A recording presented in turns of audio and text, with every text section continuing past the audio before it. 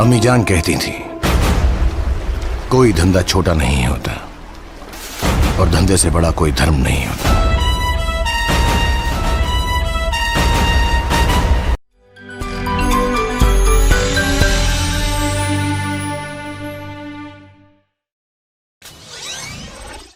मंडळी, पुन्हा एकदा नमस्कार. मी सचिन तुम्हा सर्वांचं स्वागत करतोय स्टार्टअप कट्टाच्या या पुढच्या भागात. मंडळी, बऱ्याचदा असं होतं की आपण करिअर निवडत असताना आपल्याला काहीही माहिती नसतं आणि आपण फक्त आपल्या घरच्यांचं ऐकून तो डिसिजन घेतो. जसं जसं आपण पुढे जाऊ तसं तसं आपल्याला समजतं की हे करिअर माझ्यासाठी नाही आहे आणि मग त्यातून बाहेर पडणं हे मुश्किल होतं. काही वर्षांपूर्वी असाच एक ट्रेंड आला की प्रत्येक आईवडिलांना वाटू लागलं की आपण आपल्या मुलाला इंजिनियरच बनवावं, पण त्या मुलाची तयारी नसताना किंवा इंटरेस्ट नसताना देखील त्याला ते करावं लागायचं. पण त्यातून कोणालाच काहीही मिळत नाही. ही मुले मग आपली वाट भरकटतात किंवा डिप्रेशनमध्ये जातात आणि नको ते निर्णय घेतात. आज आपण भेटणार आहोत अशाच एका व्यक्तीला ज्याने फक्त घरच्यांची इच्छा म्हणून इंजिनिअरिंगला ॲडमिशन घेतलं आणि त्यामध्ये तो फेल झाला. तेही एकदा दोनदा नाही, तब्बल 3दा. आणि मग त्याने जो काही स्ट्रगल केला तो त्यालाच माहिती. याच स्ट्रगलमधून त्याने जो अनुभव घेतला त्याच्याच जोरावर त्याने आज कोल्हापूरमध्ये द फॅशन स्टुडिओ नावानी ॲपरल क्षेत्रात स्वतःचा बिझनेस सुरू केला. विशेष म्हणजे बिझनेस करत असताना माणुसकी पहिला आणि मग बिझनेस या तत्वावर तो यशस्वी होत गेला. चला तर जाणून घेऊया निखिल बावडेकरकडून त्याचा संपूर्ण प्रवास त्याच्या द फॅशन स्टुडिओमधूनच.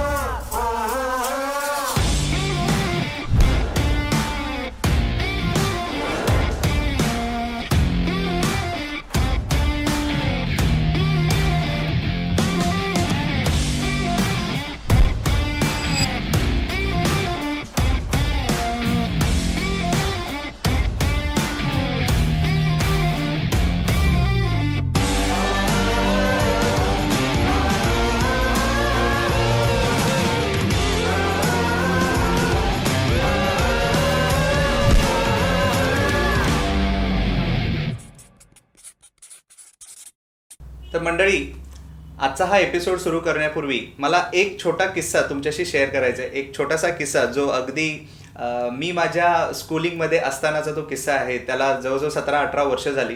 तर किस्सा अगदी थोडक्यात सांगतो मी तुम्हाला.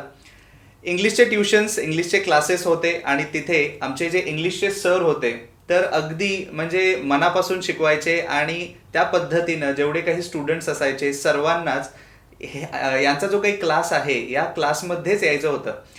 एक विद्यार्थी तिथे असा आला, त्यांच्या ऑफकोर्स त्यांच्या पेरेंट्स बरोबर आला आणि हा जो मुलगा होता हा जवळजवळ 10वीला 3 वेळेला रिपीटरची त्यांनी एक्झामिनेशन दिली होती. रादर तिसरा हा त्याचा अटेम्प्ट होता. आणि त्याचे पेरेंट्ससुद्धा, तो विद्यार्थीसुद्धा अगदी म्हणजे पूर्णपणे एक रेस्टलेस होते, हेल्पलेस फील करत होते. आणि त्यावेळेला त्यांच्या समोर जो एकमेव ऑप्शन दिसत होता ते म्हणजे त्या इंग्रजीचे सर. बट या केसमध्ये कंडिशन अशी होती की त्या क्लाससाठी त्या विद्यार्थ्याकडे, रादर त्या पेरेंट्सकडे त्यांना देण्यासाठी जे काही फीज आहे त्या फीज त्यांच्याकडे नव्हत्या. ज्या वेळेला त्यांनी हे शेअर केलं की हा माझा मुलाचा शेवटचा अटेम्प्ट आहे पण मी तुम्हाला फीज देऊ शकत नाही, within a fraction of seconds त्या सरांनी म्हटलं फीजची काळजी करू नकोस, आजपासून तुझे क्लासेस चालू होतील, आजपासून तू येऊन बस. ज्यावेळेला तुझी 10वी होईल, ज्या वेळेला तू बाहेर पडशील, ज्या वेळेला तू नोकरी करशील, जर तुला जमलं तर मला पैसे दे.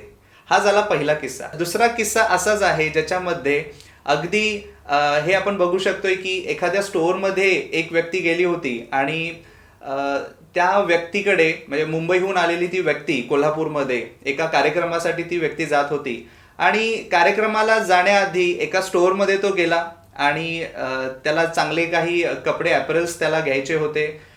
थोडंसं बजेटच्या बाहेर गेलं, त्यामुळे त्यांनी डेबिट कार्ड किंवा गुगल पे वगैरे ऑप्शन्स विचारले. बट अनफॉर्च्युनेटली गुगल पे काम नाही केलं किंवा स्वाईप मशीन त्यावेळेला नव्हती. बट अशा वेळेला हा जो काही दुकानदार होता त्यांनी त्याला सांगितलं की असू दे, तुम्ही तुमच्या कार्यक्रमाला जा पहिल्यांदा, जर तुम्हाला जमलं तर परत येताना तुम्ही जे काही पैसे होते ते परत द्या.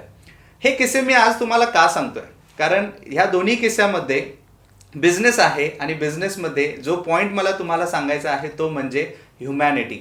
आज आपण बिझनेस करत असताना ही जी ह्युमॅनिटी आहे किंवा ही जी माणुसकी आहे ही पूर्णपणे लुप्त होत चाललेली आहे. प्रत्येक जण बिझनेसबद्दल बोलतोय, प्रत्येक जण आज प्रॉफिटबद्दल बोलतोय, रिटर्न्सबद्दल बोलतोय, पण या संपूर्ण प्रोसेसमध्ये ह्युमॅनिटी कुठेही राहत नाहीये. आणि याच ह्युमॅनिटीबद्दल आज आपण बोलणार आहोत आजच्या आपल्या गेस्ट बरोबर, जे आहेत निखिल बावडेकर, जे द फॅशन स्टुडिओ नावानी त्यांचं एक स्टोअर आहे जे कोल्हापूरमध्ये राजारामपुरीमध्ये त्यांनी नुकतंच चालू केलेलं आहे. ह्युमॅनिटीबद्दल आपण नक्कीच बोलू. बरेच प्रश्न आहेत, बऱ्याच काही गोष्टी, बऱ्याच डिस्कशन्स मला निखिल सोबत आज करायचं आहे. बट मला इथे एक पॉईंट हा सांगायचा आहे की ह्युमॅनिटी ही कुठलीही बिझनेस स्ट्रॅटेजी होऊ शकत नाही. मी आर्टिफिशियली ह्युमॅनिटी आणू शकत नाही.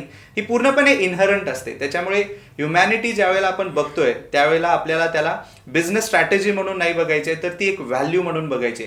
आणि ती व्हॅल्यू आपल्या आतूनच असावी लागते, ती इनहरंट असावी लागते. आणि याच संपूर्ण प्रोसेसमध्ये माझी ओळख निखिलसोबत झाली. बऱ्याच काही गोष्टी निखिलबद्दल समजल्या आणि त्याचमुळे मी ह्युमॅनिटीचे हे काही किस्से तुम्हाला सांगितले. कारण बऱ्याच वेळेला आपण बिझनेसबद्दल बोलत असतो, त्यातल्या प्रॉफिटबद्दल बोलत असतो, स्ट्रॅटेजीबद्दल बोलत असतो, बट ह्युमॅनिटीबद्दल बोलत नाही. तर ह्या ह्युमॅनिटीचा आणि ह्या पूर्ण माणुसकीचा जो काही संबंध आहे, जो बिझनेस ऑपरेशन्समध्ये आहे, तो जसं मी तुम्हाला सांगितलं हे पूर्णपणे इनहरंट असतं. ही एक व्हॅल्यू असते. तर जास्त वेळ न घेता निखिल, मी तर पहिल्यांदा तुझं स्वागत करतोय आपल्या स्टार्टअप कट्टासाठी. स्टार्टअप कट्टामध्ये जास्तीत जास्त आपले स्टुडंट्स आहेत, जे काही व्ह्युअर्स आहेत, हे अक्रॉस डिफरंट कॉलेजेस आहेत. आणि प्रत्येकाला मला तुझी जी काही स्टोरी आहे ती स्टोरी या व्ह्युअर्स बरोबर आणायची आहे. तर निखिल, पहिल्यांदा तर मी तुझं स्टार्टअप कट्टामध्ये स्वागत करतोय. आणि पहिला प्रश्न जो मला तुला विचारायचा आहे, द फॅशन स्टुडिओबद्दल आपण बोलणारच आहे, बट याच्या पण आधी मला तुझ्या स्कूलिंगबद्दल जाणून घ्यायचं आहे. तुझं जे अर्ली लाईफ, जे काही कॉलेज वगैरे तू केलेलं आहेस त्याबद्दल मला जाणून घ्यायचं आहे. बरेच एक्सपिरियन्सेस तू घेतलेले आहेस, त्याच्यामुळे आतापर्यंत मी खूप बोललोय, पण आता मी तुला रिक्वेस्ट करेन की तुझी स्टोरी मॅक्सिमम तू प्रेक्षकांसमोर उलगडावी. निखिल, सगळ्यात पहिला सर मी तुमचा आभार आहे. तुम्ही मला बोलायची संधी दिली किंवा माझा जो स्ट्रगल आहे तो कुणाबरोबर तरी शेअर करायची तुम्ही मला संधी दिली. आणि मगाशी सुद्धा तुम्हाला म्हटलं की तुम्ही खरंच ग्रेट काम करताय की अशा लोकांचे तुम्ही किस्से ऐकताय की ज्यांनी खरंच स्ट्रगल केलाय. आणि सगळ्यात महत्त्वाचं काय की आम्हाला सगळ्यात एक काय असतं की बाबा आपण सगळं करतोय तर कुणीतरी कुठेतरी आमचं कौतुक करावं. बरोबर. आणि ते काम तुम्ही करताय त्याबद्दल सगळ्यात मोठा ग्रेट तुम्ही आहात माझ्यापेक्षा. पण हे काम खरंच खूप मोठं आहे. आणि राहिलं तर माझं शिक्षणाचं, मी प्रॉपर गोकुळ शिरगाव म्हणजे कोल्हापूरपासून जवळच. माझं ज्यावेळी शिक्षण झालं त्यावेळी ते खेडच होतं, पण आता खेड राहिलेलं नाही. बरोबर. मग तिकडंच माझं शालेय शिक्षण तिकडंच झालं 7वी पर्यंत. त्याच्यानंतर घरच्यांना वाटलं की बाबा पोरग्यानं थोडंसं स्टँडर्ड शिक्षण घ्यावं. मग त्याच्यानंतर शाळेला मी इकडं राजारामपुरी तवनाबा पाटणे स्कूल म्हणून तिकडं आलो. तिकडं माझं 8वी 9वी 10वीचं शिक्षण झालं. मग 11वी 12वी काय सगळेच पास होतात. मग झालं 12वीचे पेपर्स आले, 12वीचं वर्ष संपत आलं. पण ह्या गोष्टी मला समजत नसल्यामुळे मी कॉलेजपासून थोडं लांब जायला लागलो. कारण तिथं जाऊन बसत होतो, समोर शिकवतायत, ठराविक त्यातले इंग्लिश शब्द कळत होते, पण प्रॉपर इंग्लिश जातच नव्हतं ना डोक्यात, की एकदमच फील्ड बदलली होती. मग तेच जसं लांब जायला लागलं तसं लेक्चर चुकवणे हे प्रकार चालू झाले. मग ह्या लांब जात 12वीची परीक्षा आली, परीक्षा दिली, पण तिथं काय दिलं ते मलाच माहीत. म्हणजे जे येत होतं ते सगळं लिहिलं. म्हणजे मराठीला चांगले मार्क होते, भूगोल होता तिकडे चांगले मार्क होते, पण जे PCM म्हणजे फिजिक्स केमिस्ट्री मॅथ्स हे सगळं डोक्याबाहेरचं होतं. म्हणजे कम्प्लीट इंग्लिश होते, न जमणार होतं. आणि हे मान्य सुद्धा केलं होतं की मला हे जमणार नाहीच आहे, म्हणजे मी हार मानलीच होती. आणि मग ते सगळं लिहिलं. घरच्यांना काय वाटत होतं की बाबा पोरगा आपलं हुशार आहे, त्यांनी रिझल्ट वेगळा अपेक्षित केला होता. माझा रिझल्ट काय होता हे मला आधीच कळलं होतं. मग झालं, रिझल्ट लागला, 12वी फेल झालो. फिजिक्स केमिस्ट्री मॅथ्स आणि फिजिक्स तर राहिलेच, केमिस्ट्री कसा काटावर सुटला. मग घरच्यांना हे म्हणजे एकदम दुःखाची गोष्ट होती की बाबा आमचा मुलगा नापास होऊ शकतो, ही गोष्टच त्यांना पटण्यासारखी नव्हती. तरी ठीक आहे, म्हणजे त्यांनी ते ऍक्सेप्ट केलं. आम्ही त्या सगळं त्यांना पटवून सांगितलं की मला इंग्लिश कळत नव्हतं, अचानक बदल झाला आणि ह्या गोष्टी मला न जमणाऱ्या होत्या. तरी ते हार मानणारे नव्हते. परत ऑक्टोबरला परत फॉर्म भरला. परत जे व्हायचं तेच झालं. सगळ्यात ट्युशन्स लावल्या, सगळं झालं. थोडे प्रयत्न मी एक्स्ट्रा केले आधीपेक्षा की बाबा नाही, ही गोष्ट खरंच लाजण्यासारखी आहे की मी नापास झालो 12वी. बरोबरची पोरं पुढे गेलीत आणि मी नापास झालो. मग त्यावेळी कसं होतं सर की त्यावेळी एवढे पेशन्स नव्हते की घरच्यांना आपण त्या गोष्टी समजावून सांगेल की मला हे नाही जमणार आहे. म्हणजे तेवढं धाडस नव्हतं. ते म्हणतायत ना, इच्छा नसताना करणं भागच होतं. बरोबर. कारण कुणाचीच मानसिकता अशा मुलाची नसते की एकदम तो तुझ्या वडिलांना किंवा आईला एकदम धीटपणाने सांगेल की मला हे जमणार नाही, की माझं क्षेत्र काय तर दुसरं आहे. मग ठीक आहे, मग त्यांनी परत सांगितलं, परत डिप्लोमाला ॲडमिशन घेतलं. परत त्या वर्षी असं झालं की 2 वर्ष कॉलेजला बसायची सवयच मोडली होती ना. आणि माझा डिप्लोमा झाला बापूजी साळुंखे विवेकानंद. मग परत या सगळ्यात माझ्या दाजींची एंट्री झाली माझ्या करिअरच्या बाबतीत. आई वडिलांना वाटलं की आपण नाही हे करू शकत नाही, आता आपण ह्याला कोणतरी दुसरा माणूस पाहिजे. मग ते आले, त्यांनी तो विडा उचलला की नाही आता ह्याचं करिअर मी सेट करायला. मग त्यांनी मला परत सगळं समजावून सांगितलं की निखिल, वडिलांची इच्छा आहे ना, तू एकदा ऑटोमोबाईल कर. खूप माझ्यासाठी त्यांनी वेळ खर्च केला, मला समजावून सांगितलं. मग मला काय झालं की एकदमच आयुष्यात नवीन माणूस ना दाजी म्हणजे, पण ते मित्रासारखे, म्हणजे आता दाजी म्हणजे खूप मोठे नसणार आहेत. मग परत वाटायला लागलं की नाही आपण खरंच आता रिअलाइज झाले आणि आपण एकदा ऑटोमोबाईल करूया. मग परत मी फर्स्ट इयर घेतलं सर, परत म्हणजे 3 वर्ष वेस्ट, परत 4थं वर्ष फर्स्ट इयर असं करत. मग ते अभ्यास पण केला 6 महिने, खूप केला, पण शेवटी ते जमलंच नाही. 1-2 विषय परत राहिले. मग ते मनातनंच पूर्ण शिक्षण नावाचा प्रकारच संपला मला की आता नाही, आपल्यासाठी बनलेलंच नाही. मग त्याच्या आधीच्या पिरियडमध्ये काय होतं, 12वी ज्यावेळी मी फेल झालो त्या मधल्या पिरियडमध्ये माझा एक गणेश म्हणून मित्र आहे खाली, मी राजारामपूर इथं शाळेला इकडे वरती पाटण्या स्कूल 10व्या गल्लीतच, तो राहिला इथं 6व्या गल्लीत. त्याला म्हणलं म्हणजे मधल्या पिरियड असं वाटायला लागलं की आपण एक पर्याय काम करूया की आपण कुठेतरी जॉब करूया. म्हणजे कशासाठी की हा जॉब पैशासाठी नव्हता की कुठेतरी स्वतःचा वेळ घालवायचा. म्हणजे काय वेळ लागले, दिवसभर बाहेर तरी सांगू शकत नव्हतो. मग जॉबला पण घरातल्यांचा विरोध. म्हणजे काय होतं, घरी जॉब करावी अशी परिस्थिती नव्हती, सगळं ठीक होतं की मी त्या वेळात जॉब करावा अशी घरची परिस्थिती नसल्यामुळे त्यांना ते खटकायला लागलं. आणि आमचं राहणं कुठं खेडेगाव सारख्या लेवल, त्यांना त्या गोष्टी म्हणजे प्रेस्टिजच्या गोष्टी ना, की बाबा तू मुलग्याला 18व्या वर्षी कामाला घालवतेस, शिक्षण थांबव. मग त्यांचा कुठेतरी युग होता. तरी त्यांच्या विरोधात जाऊन मी इथं त्या गणेशला सांगितलं की मला कुठेतरी बाबा काम बघ. मग गणेश 6व्या गल्लीत, हे फॅशन स्टुडिओ 5व्या गल्लीत, त्याचा हा मंडळ विवेकानंद, तो इथंच येणं जाणं असायचं ना त्याचं. मग त्यात सहज बोलता बोलता एक संग्राम म्हणून त्याच्या मित्राला बोलून ठेवला. आणि योगायोग काय की त्यावेळी फॅशनमध्ये मुलगा हवाच होता एक एक्स्ट्रा. ओके, म्हणजे द फॅशन स्टुडिओच्या आधी इथं अजून एक स्टोअर होता ज्याचंही नाव फॅशन होतं. तो छोट्या काळात होतं, पलीकडे स्टुडिओ नव्हतं, फक्त फॅशन मेन्स वेअर होतं ते. मग तिकडं एक जॉबच्या प्रवासाची आयुष्याची सुरुवात झाली.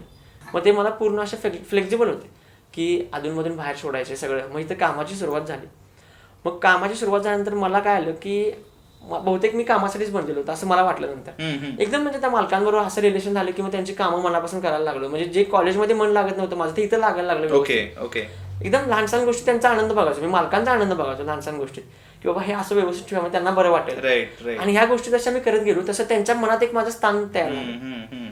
मग असं करत एक वर्षभर गेला. जे आधी जिथं जे संग्राम म्हणून मुलगा होता त्याची जागा मी घेतली, तो सिनियर असून, म्हणजे माझ्या कामाच्या स्वरूपामुळे. म्हणजे तिथला एक मालकांच्या नंतरचं जे पद असतं ते माझ्याकडे आलं. दुकान छोटंच होतं पण एक पद आलं की सगळ्या म्हणजे विश्वासाच्या गोष्टी माझ्यापर्यंत शेअर व्हायला लागल्या मालकांच्या, संग्राम बाजूला होऊन. मग असं होतं. मग त्याच पिरियडमध्ये आजोबा वारल्यानंतर मग परत मी फॅशनमध्ये थोडा गॅप पडला. आजोबा वारल्यानंतर मग सुट्टी झाली 12-15 दिवस, ते आपल्याकडे 12 दिवस पाळतातच ना. मग त्या गॅपमध्ये मी परत मग 12 दिवस सुट्टी घेतल्या. मग परत कामाला यायची इच्छा होईना ना, एक सुट्टी मिळाली होती मोठी. मग हे मालक स्वतः घरी आले की नाही पोरगं काम छान करते, मलाही त्याची सवय झाली आणि तुम्ही त्याला कामाला माझ्याकडे येऊ देतो. मग त्यांनी वडिलांना सांगितलं येऊन. मग वडिलांचं म्हणणं काय नाही, तो शिकणार आहे वगैरे असं तसं. मग ह्यांनी कन्व्हिन्स केलं की तो फ्रीलान्सिंग करू दे. फ्रीलान्सिंग म्हणजे दिवसभर त्याचं कॉलेज बिलेज करू दे, संध्याकाळी थोड्या वेळ माझ्याकडे येऊ दे. त्याचं बोलणं वगैरे छान असल्यामुळे तो कस्टमर व्यवस्थित करतोय. काय कस्टमरला ह्याची सवय झाली, तो फ्रीलान्सिंग करू दे, सगळं करून माझ्याकडे येऊ दे, 9ला घरी येऊ दे. मग तेही ऍक्सेप्ट झालं. मग तसं चालू झालं. इकडे सॅलरी काय 4 ते 5,000 ही सॅलरी म्हणजे ह्या दुकानासाठी मोठी सॅलरी. मग तिकडे जी मुलं भेटायची त्यांचं कसं असायचं की बाबा हा तू कुठे आहेस तर मी पॅन्टालून्सला आहे, तू कुठे आहेस तर मी लुईस फिलिप्सला आहे, तर तुला सॅलरी काय, मला 8,000 आहे, मला 10,000 आहे. मग त्याविषयी ते खूप मोठे आकडे. मग मला असं वाटायला लागलं की आता काम करतोयस तर थोडा पैशाचाही विचार करूया. मग म्हटलं की आता कुठेतरी आपण ब्रँडला ट्राय करूया. म्हणजे आता आपल्याला आला एक्सपिरियन्स, एवढं सगळं करतो तर 5-6 हजारात आपण करण्यात काय अर्थ नाही. मग त्या मालकांशी बोललो, सर म्हटलं असं असं आहे, आता मी शिक्षण कॉलेज पण बंद आहे तर मी काहीतरी ग्रोथ करते, असं काहीतरी माझा ट्रॅक निवडतो की जिथं बाबा मला पुढे काहीतरी करता येईल. बरोबर.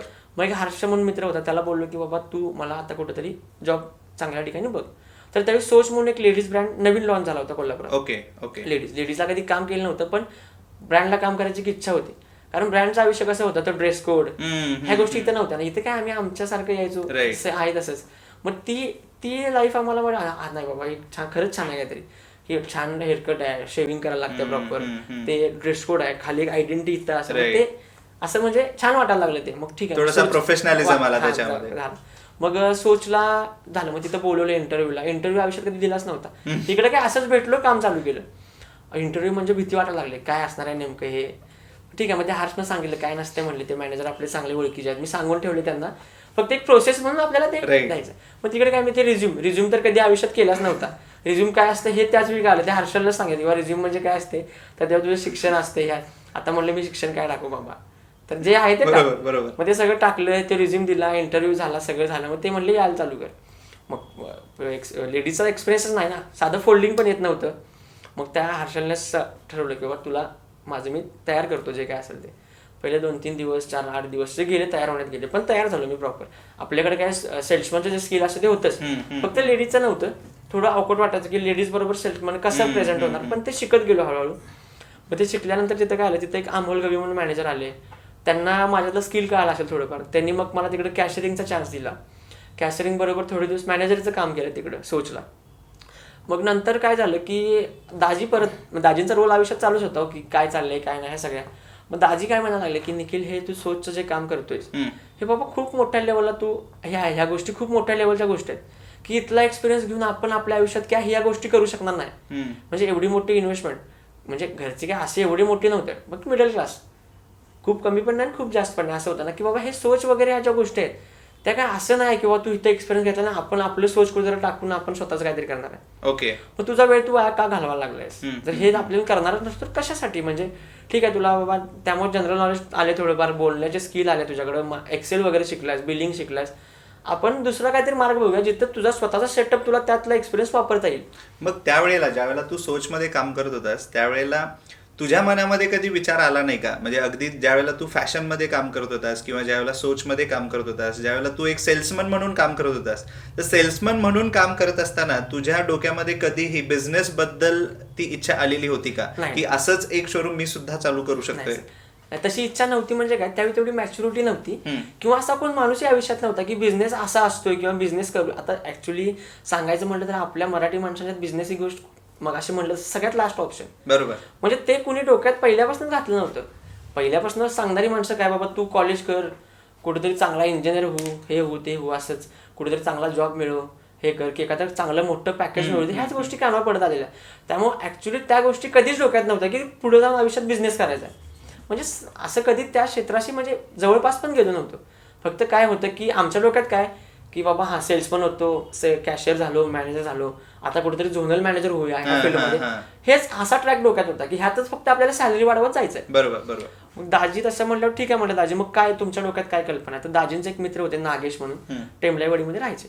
त्यांच्याकडे सेफ एक्सप्रेसची फ्रँचायझी होती. सेफ एक्सप्रेस आपले ट्रान्सपोर्ट कुरिअरचं होतं, त्याची फ्रँचायझी होती. मग त्यांना आम्ही एकदा रात्रीचं भेटलो, ते म्हणजे निखिल अशा ह्या छोट्या छोट्या कंपन्या आहेत एक कुरिअरच्या, तर ह्यांचे फ्रँचायझी मॉडेल असतात, त्याची इन्व्हेस्टमेंट 5-6 लाखापर्यंत असते आणि तेवढं आपण करू शकतोय. तर तू त्या फील्डला एक्सपिरियन्स घे, आणि ती माझी जबाबदारी की तुला त्या फील्डमध्ये एखादी फ्रँचायझी घेऊन आपण देऊया. आता एवढी तुझी दाजी सांगतात तर आपण त्यासाठी प्रयत्न करूया. ठीक आहे. मग नागाव फाट्याला एक स्पॉटन लॉजिस्टिक म्हणून कंपनी होती. मग सोच डिस्कंटिन्यू झालो, म्हणजे कपड्याची फील्ड संपलीच आयुष्यातनं. म्हणजे जे तू सेल्समन म्हणून काम करत होतास ऍपरल्स मध्ये, ते पूर्णपणे तू एंड केलास आणि एका वेगळ्याच सेक्टर मध्ये गेलास जे पूर्णपणे कुरिअर आणि लॉजिस्टिक्स रिलेटेड होतं. ते कशासाठी की आपण बाबा त्या फील्डमध्ये इन्व्हेस्टमेंट करू शकतो, तेवढे आपली कॅपेबल आपण तेवढे आहे. मग ते एक नवीन आयुष्य परत सुरू झालं. म्हणजे त्या फील्डचा परत नवीन एक्सपिरियन्स, नवीन माणसं, ती नवीन समोरची सिस्टीम, परत ते शिकण्यात थोडे दिवस वेळ गेला. बाकीच्यासारखं मग त्यांच्यातला होऊन गेलो हे रुटीन सगळ्या ह्या गोष्टीमुळे. मग ते सगळं झालं. मग गणपतीचा काळ होता. मग गणपतीच्या काळात मी त्यासाठी 1-2-3 दिवस लालबागला जायला सुट्टी घेतली होती. मग मुंबईला लालबागला जाऊन आलो. मला पहिल्यापासून धार्मिक पण थोडी आवड आहे. म्हणजे कधीपासून जसं हे शिक्षणाचं जसं चालू झालं तसं मग थोडं देवाकडे ऑटोमॅटिक जातोय तसं झालं. मग तिकडे गेल्यानंतर काय तिकडं आल्यानंतर मग तिथं लालबागच्या इथं फ्रँचायझी इंडियाच्या कमानी होत्या मोठ्या मोठ्या. फ्रँचायझीज इंडिया, की बाबा त्यांच्याकडे फ्रँचायझी मॉडेल असतं. तर ते वाचल्यावर मला ते कळालं की हा इथं फ्रँचायझी मिळते. मग ते मी मोबाईल ॲप म्हणजे त्यांच्या वेबसाईट वगैरे, मग त्या दिवशीपासून ते चेक करणं वगैरे सगळं चालू झालं. मग त्याच्यामध्ये मग सर्चिंग काय बाबा कुरिअर संदर्भातल्या फ्रँचायझी सर्चिंग चालू झालं. कारण मला ते क्लिअर झालं ना की आता आपण कुरिअरमध्ये इन्व्हेस्टमेंट करायचे. मग एक रेडबॉक्स कुरिअर म्हणून एक कंपनी होती. त्यांचं मग मी ते मग मला एवढं त्यावेळी अजून ते मेलिंग वगैरे जमत नव्हतं, जमत होतं पण ॲपरल्स फील्डची मेल ते जमत होते. एकदम ते कुरिअर फील्डचे झाले ना, तरी त्यातून तोडकं मोडकं काहीतरी करून मी त्यांना मेल केला, ते सगळ्या गोष्टी झाल्या. त्यांचा मला एक कॉल आला, त्यांनी त्यांचं मॉडेल पटवून सांगितलं की असं असं मॉडेल आहे आपलं, एवढी एवढी अमाऊंट आहे, तुम्ही ती भरल्यानंतर आम्ही तुम्हाला एवढ्या एवढ्या गोष्टी प्रोव्हाइड करणार आहे. मग ते सगळं झालं. मी म्हणजे एकदम हवेत की आता हा बाबा आपलं काय ते स्वतःच चालू व्हायला लागले. मग ते स्पॉट ऑन लॉजिस्टिक मध्ये सांगितलं की सर असं असं मी स्वतःच चालू करतोय आणि मी इथला जॉब आता सोडतोय. मग ते जॉब सोडला. मग शोधाशोध चालू झाली की आपण कुठला एरिया सुटेबल आहे कुरिअरसाठी. पण त्यावेळी काय होतं सर की त्यावेळी आपण एक बिझनेस चालू करतोय ह्याच्यात त्या स्टडीपेक्षा की आपण काय तर चालू करतोय हे एक वेगळं हे होतं, एक ती वेगळी फिलिंग होती. मग मी त्या फिलिंग मध्ये जास्त राहिलो स्टडीपेक्षा. ओके एकदम सगळीकडे काम केलं ना आता एकदम मालक होतोय. म्हणजे ते काय ते फिलिंग म्हणजे त्या फिलिंग मध्ये मी स्टडीकडे दुर्लक्ष झालं माझं की बाबा कुरिअर चालू करतोय तर लोकेशन कुठलं ठीक आहे की काय तर चालू करतोय परदेशी करूया आणि मालक होऊया. त्या भावनेच्या भरात मी इकडे अभ्यास थोडा माझा कमी झाला आणि मी चालू केलं. मला महावीर कॉलेजच्या एक गाळा मिळाला छोटासा. त्या गाळ्यात मी नवीन काउंटर वगैरे आणले, प्रिंटर आणला आणि एकदम परदेशी भावनेच्या भरात म्हणजे रेडबॉक्सची जी फ्रँचायझी होती ती तुम्ही तिथे मग ऍक्च्युअली चालू केली आणि सगळं केलं. मित्रपरिवार बोलवला की आता मी मालक झालो या भावनेच्या भरात एकदम पटदिशी सगळं करून टाकलं. आणि झालं कसं की मग थोडं केल्यानंतर मग आता कामासाठी पळायला लागते म्हणून असं थोड्या लोकांशी कॉन्टॅक्ट केला. कुठून तर कामं भेटायला चालू केलं आधीच की बाबा आपण आता हे कुरिअरचं चालू केले, तुमचे जे काय असतील डॉक्युमेंट्स वगैरे ते आपले रेट्स हे असे आहेत तसे आहेत, रेट कार्ड घेऊन फिरणं वगैरे चालू झालं. मग त्या सगळ्याबरोबर थोडी कामं यायला लागलीत. पण रेडबॉक्सवाले मला काय सांगितलं की आपलं सर चालू व्हायला लागले, सिस्टीम आहे, इन प्रोसेस आहे, एक 8 दिवस लागतील 10 दिवस लागतील. असं झाल्यानंतर एक दिवस मला कळालं की बाबा नाही आपण यात फसलोय. रेडबॉक्स कंपनी अशी आहे की एक फ्रॉड होती. अरे बापरे. आणि ह्याने तुमचे पैसे घेतलेत आणि तुम्हाला आता कुठलीही सर्व्हिस देत नाही. हे कळल्यावर सर ही गोष्ट म्हणजे एकदम भयानक अशी मलाच कळत नव्हतं की मी नक्की फसलोय की नाही. मग त्यांच्या वेबसाईट चेक केल्या, मेल चेक केल्या, वेबसाईट बंद झाली होती, मेल बंद होते. त्यांचे अथॉरिटी पर्सन जे होते माझ्याकडे पैसे घ्यायला आलेले त्यांचे कुणाची कॉन्टॅक्ट होत नव्हते सर. मग आता एकतर मी आधी एवढी आणि त्याच्यामध्ये ऑलरेडी तुम्ही इन्व्हेस्टमेंट किती केलेली होती? 1-1.5 लाखाच्या आसपास इन्व्हेस्टमेंट स्मॉल अमाऊंट होती. त्यांचे फ्रँचायझी मॉडेल 1 लाख रुपयाचं होतं. बाकी माझा ऑफिस सेटअप 1 लाख रुपयाचा म्हणजे असे 1.5-2 लाख रुपये मी त्याला लावले होते. आणि मग झालं कसं हे सगळं समजल्यावर आधीच तर शिक्षणाचे आपण घरच्यांना एकदम त्रास देऊन ठेवला होता. त्यात हे असं हे डिसिजन पण माझा वैयक्तिक होता ना, कुणाचा नव्हता. मीच मॉडेल वगैरे सगळं होतं. मग आता म्हटलं ही जर गोष्ट घरी सांगितली तर आपण घरच्यांसाठी संपल्याच जमाय म्हणलं, कसं सांगणार आता ही गोष्ट. मग एकदम म्हणजे ती हा दिवस माझ्यासाठी एकदम म्हणजे सर असं ते मी शब्दात सांगू शकत नाही की काय त्या दिवशी माझी अवस्था होती की आपण 1.5-2 लाखाला फसलोय.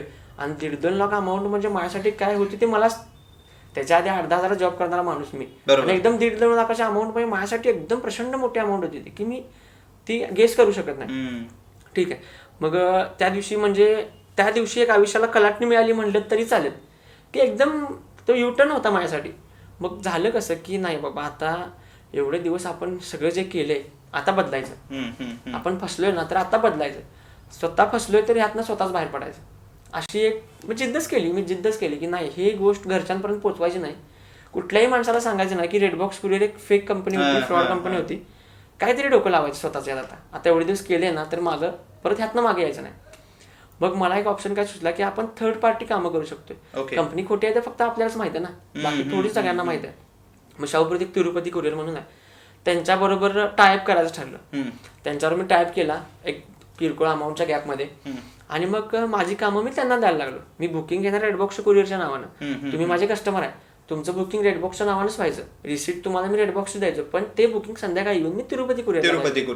म्हणजे हा माझ्यासाठी एक ऑप्शन होता, पळवाट होती की बाबा आता घेऊन पडलोय तर काहीतरी करायला तर पाहिजे. एवढे पैसे तर पैशाची व्हॅल्यू तर तेव्हा नव्हती, म्हणजे काय असं नव्हतं. पण सगळ्यात मोठी भीती काय होती की घरी सांगणार कसं आपण आता, काहीतरी करण्याशिवाय पर्याय दुसरा नव्हताच.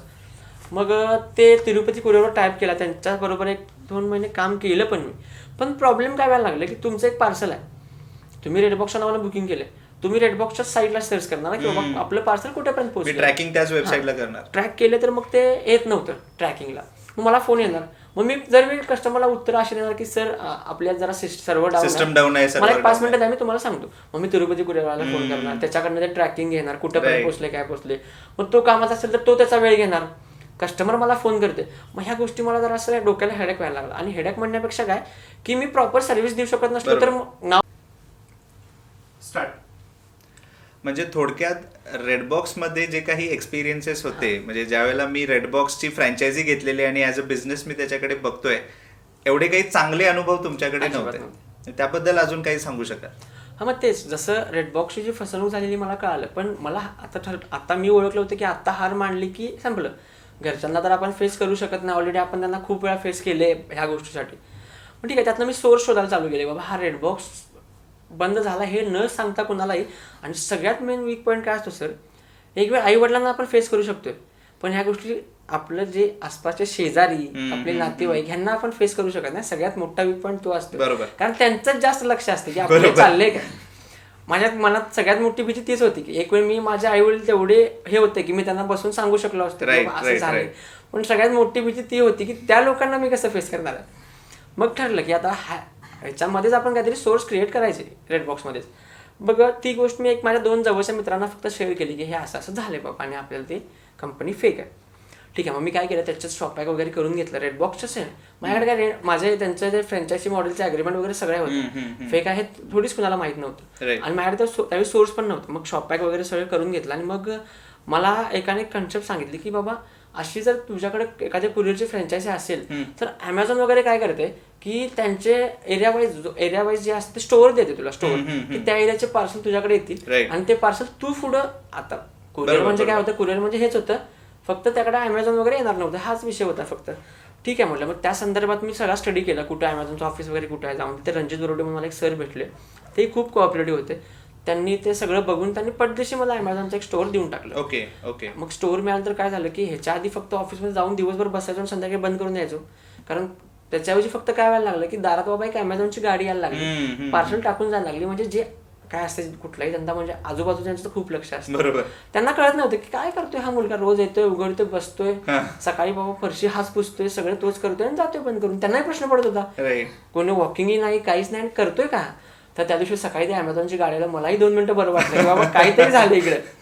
ती गाडी आली, 2 पोती उतरली, त्यांनी समोर टाकली, ती पोती गेली. मग तो रणजित बरोडे आले, त्यांनी मला ते वर्किंग समजावून सांगितलं की हे ॲमेझॉनचं ॲप आहे, हे स्कॅन करून घेतलं की असं असं होतं. तर पत्तेही माहीत नव्हते ना मला. तो एरिया म्हणजे काय, कॉलेजचा एरिया होता, पण अपार्टमेंट वाईज कसं कुणाला कळणार आहे. 8 दिवस खूप त्रास झाला. पण मगाशी म्हणलं तसं की ज्या कामात जाणार तिथं 100% ओतून काम करणार, असं पहिल्यापासून सवय लागलीच होती. ठीक आहे, पण रणजित सरांना खुश करायचा ना, तर आज सगळे पार्सल डिलिव्हर करायचे, जेवढे दिलेत तेवढे. एक 20च्या आसपास होते, जास्तही नव्हते, पण करायचे. मग मला त्या दिवशी असं झालं की बाबा एक पार्सल मी इथे दिले, दुसरं परत मी खाली पहिल्या गलीत दिले, तिसरं पार्सल नाही, अरे त्या शेजारच होतं की पार्सल. म्हणजे थोडक्यात तुझा जो प्रवास होता तो आधी म्हणजे काही महिन्यांपूर्वी जो सेल्समन म्हणून काम करत होता तो आता कुरिअर बॉय म्हणून काम करायला लागला. Courier boy. ओके. मग अरे म्हटलं अरे शेजारच पार्सल होतं, ठीक आहे, परत तिकडे जायचं. हे 2-3 दिवस झालं असं की तिथलंच पार्सल होतं, पण एक्सपिरियन्स नसल्यामुळे ते कुठेतरी बॅगेत खाली राहिलं. पोचल्यावर कळणार की अरे आपण इकडे जाऊन आलो आणि हे पार्सल द्यायचं विसरलं, परत तिकडे जायचं. म्हणजे नुकसान होत होतं, पण ठीक आहे, आता ते झाले ना सुरू. मग असं करत करत माझ्या आयुष्यात 2 मित्र असे होते की सर त्यांची स्तुती मी करूच शकत नाही, अभिजित पाटील आणि रोहित सिग्नले म्हणून. त्या दोघांनी एवढं सहकार्य केलं की त्यांनी सुद्धा जिद्द केली होती की नाही बाबा, मला बावडेकर म्हणून शक्यतो सगळे बोलवतात, निखिल क्वचित लोकच म्हणतात, क्वचित म्हणजे मला वाटतं 5% लोकांनाच मी निखिल म्हणून माहीत आहे, नाही बावडेकर आडनावावरूनच ओळखतात. नाही बाबा बावडेकर अडचणीत त्याला नाही, एक तो मला निखिलला म्हणतात, निखिल दादा ह्यातनं आपण बाहेर पडायचंच. ही एनर्जी माझ्यासाठी खूप मोठी होती आणि मी आयुष्यात माझ्या प्रत्येक गोष्टीत मी त्या माणसाचा उल्लेख करतोय की अभिजित पाटील आणि रोहित सिग्नले, की त्या 2 माणसांनी मला जे एनर्जी त्यावेळी दिली की त्यांचे उपकार सर मी आयुष्यात कधीही विसरू शकत नाही आणि कधी ते हे विसरू शकणार पण नाही. त्यांनी जिद्दच केली होती की नाही ह्यातनं बाहेर पडायचं आता. मग झालं कसं, ते त्या ह्याच्यात कसं होतं, मी एक 7-8 महिने जे ऑफिसमध्ये बसून काढलं, 10,000 रुपये रेंट, ते पैसे मी बाहेरच घेतले होते कारण घरी सांगू शकत नव्हतं ना. तर ते कर्ज वाढत गेले, रेंटसाठी पैसे घेतले बाहेरनं, इकडनं तिकडनं घेतले आणि मग त्या गोष्टीत मी असं पूर्ण अडकलो होतो की बाहेरच्या 1.5-2 लाख रुपये देणं द्यायचं होतं मी आता, कारण ते अंगावर झालं होतं ना सगळं आणि घरी सांगू शकत नव्हतं आणि कामही नव्हतं. दिवसभर ऑफिसवर जाऊन बसायचं, दिवसभर उघडायचं परत यायचं. मग नाही, सगळ्या तिघांनी मिळून ठरलं की नाही आता हे घरी न सांगता आपण हे कर्ज फेडायचं एकमेकांचे मित्र म्हणून. आणि खरंच म्हणजे मला तर असं वाटतं की मला आयुष्यात जी मित्र भेटलीत असे मित्र कुणाला भेटले असतील असं मला वाटत नाही सर. कारण एवढं मला त्यांनी सहकार्य फक्त त्याच गोष्टीत नाही सर, आयुष्याच्या प्रत्येक गोष्टीत आतापर्यंत जे केले सगळ्या गोष्टीत. आताही फॅशनचा जुना 1 वर्षाचा प्रवास असा होता की नवीन आहे, कुणीही कसलाही मोबदला न घेता काम करत होते सगळे. ॲज अ सेल्समन सुद्धा मला बाहेरनं घ्यावे लागले नाहीत पूर्वी. मित्र म्हणून द्यायचे, हक्कानं सगळे कस्टमर करायचे, विश्वासानं ते सगळं हिशोब पण ठेवायचे, म्हणजे इथपर्यंत मित्रांचं सहकार्य. राईट. मग झालं, तो एक कुरिअर बॉयचा प्रवास चालू झाला आयुष्यातला. त्या प्रवासात मग 20च्या 200 पार्सल झाले, म्हणजे वाढत गेला तो प्रवास. आम्ही त्यात पूर्ण रुळलो बाबा, पत्ते सापडायला लागले प्रॉपर, सगळं झालं. मग त्याच्याबरोबर एक डिलिव्हरी कुरिअर म्हणून एक कंपनी होती, अमेझॉन सारखंच ते काम करत होते. मग मी काय म्हणलं, आता झाले सर तेही वाढवूया. त्यांचंही स्टोअर घेतलं तिकडचं पूर्ण, म्हणजे माझ्याकडे कुठून ताराई पार्क, नागळा पार्क, कदमवाडी, भोसलेवाडी, बावडा, हा पूर्ण एरिया, म्हणजे कुठून बसंतबार रोडचा जो माझा ऑफिसचा पूर्ण पट्टा आहे तो तिकडचा एरिया. म्हणजे त्यात एक आम्ही प्रकारचे, म्हणजे अशी लोक होते की बाबा नाही, आता ही आम्हीच इथं फक्त कुरिअरच्या बाबतीत अमेझॉन, फ्लिपकार्ट, जे काही कंपन्या ई कॉमर्सच्या कंपन्या आहेत तिथं फक्त आम्हीच असायचो. म्हणजे एक ते हेच झालं होतं, म्हणजे आम्ही तिघच जिकडे जाणार तर आम्ही तिघच दिसणार त्या खाली अपार्टमेंटला, असं झालं होतं तिकडं वातावरण. मग त्यात एकदम चांगला पूर्ण सेटअप बसायला लागला, खूप छान पैसे मिळायला लागले, चांगले सगळं व्हायला लागलं. जी कर्ज होती ती हळूहळू कमी व्हायला लागली. म्हणजे आम्ही ते ठरवलंच की बाबा नाही, आता हे करायचं. मग त्यात पण आम्ही फालतू खर्च टाळायचो पूर्ण 1 वर्ष, की बाबा फालतू, म्हणजे त्याच्या आधी माझ्या अशी घरच्यांमुळे अशी परिस्थिती होती की माझ्याकडे त्यावेळी खूप महागडे फोन होते. म्हणजे त्यावेळी वडील द्यायचे ना महागडे, म्हणजे जे फोन लोकांना वापरायला नव्हते असे फोन होते. म्हणजे मी लिटरली सर, मला 12वी वडिलांनी 30-35 हजारच्या आसपासचा फोन घेऊन दिला होता. त्यावेळी ती अमाऊंट म्हणजे खूप मोठी, खूप म्हणजे खूप मोठी होती. पण त्यावेळी माझ्याकडे 9,000चा साधा J7 होता. पण वाटलं सुद्धा नाही की बाबा हा फोन बदलूया आपण, त्याच्या आधी एवढी स्टँडर्ड फोन वापरताना आपण आता हा फोन वापरायचा का नाही. त्यावेळी मी मनाची तयारीच केली होती की बाबा तू आता 2 स्टेप मागे आलायस तर त्या मागच्या आयुष्यातच तुला जगायचं आहे. त्याच्या आधी माझ्याकडे एक एकदम स्टँडर्ड यामाची R15 म्हणून गाडी होती, तीच वडिलांनीच दिली होती. म्हणजे एकदम आधीचं आयुष्य खूप छान होतं. म्हणजे जे काम करत होतं ते फक्त मी वेळ घालवण्यासाठीच करत होतो, कामाची गरजही नव्हती. ती गाडी पण मी त्या ह्याच्यात विकली आणि मी छोटे ऍक्टिव्हा घेऊन फिरत होतो. पण तो जे मी पाठीमागं आलो होतो ते मला ऍक्सेप्ट करायची माझी मनाची तयारी होती. म्हणजे काय काय जणांचं असतं की बाबा आता कसं मी फेस करू, की आधी मी असं फिरत होतो मी आता, पण त्या गोष्टीचा मला कुठेही कमीपणा कशामुळे नव्हता की मी आधी काम केलंच होतं ना कपड्याच्या दुकानात. म्हणजे मला ते एक गोष्ट माझ्यातनं मरून गेली होती. आता जरी मी कसा जरी स्टँडर्ड वागत असलो, उद्या जर माझ्यावर अशी वेळ आली की परत मला हे सगळं करून जॉब करायचा तर मी कमी पडणारच नाही. कारण माझं आता एक ते, म्हणजे माझं शरीर त्या गोष्टीसाठी तयार झालं की कुठेही मोडू शकते. म्हणजे कशाही, आता तुम्ही आज मला म्हटलं की नाही निखिल आज चालत जायचंय तर मी तुमच्यावर चालत येऊ शकते. म्हणजे मला ते सगळं हे एक्सपिरियन्स घेतल्यामुळे मी स्वतः एक तयार झाले, कुठल्याही सिच्युएशनला मी ते फेस करू शकतो. मग ठीक आहे, मग ते जो मधला पिरियड होता म्हणजे ते लोक सुद्धा म्हणायला लागले की बाबा नाही हा आधी असा होता आणि अचानक याच्यावर अशी का वेळ आली. मग जी चांगला विचार करत होती त्यांनी मला चांगल्या गोष्टीने पाहुणीनं पण विचारलं की देखील का असं होते. पण जी वाईट लोक होती त्यांनी त्याचं हसं पण केलं की बाबा आधी बाबाच्या जीवावर होतं तर असं होतं आणि आता ह्याचे हे दिवस आले. ठीक आहे, पण मला काय होतं ऍक्सेप्ट करण्याशिवाय पर्यायी नव्हता. मग ते मी केलं, ठीक केलं. तो ॲप एवढा वाढला की मी ते सगळं कर्ज पूर्ण करून एक स्वतःची रॉयल एनफिल्ड घेऊ शकलो त्या कामात. आणि ते फिलिंग माझ्यासाठी खूप मोठं आणि वेगळं होतं सर, की बाबा एवढा खड्डा सगळा पूर्ण भरून परत मी त्याच्यावर एक पायरी तयार केली माझी. ते फिलिंग खूप छान होतं. म्हणजे त्यावेळी जाणवलं की बाबा काय असते स्वतः करणं कुठली तरी गोष्ट. मग त्यावेळी जी मला ते किक जी मिळाली की बाबा स्वतः करण्याची मजा आहे ते घरच्यांना सोबत घेऊन नाही, ते कर्ज प्रकरण पूर्ण करणे किंवा काय. पण त्या पिरियडमध्ये माझा स्ट्रगल सर एवढा होता की खूप स्ट्रगल होता. त्या अमेझॉनचे पार्सल मारणे हे ते.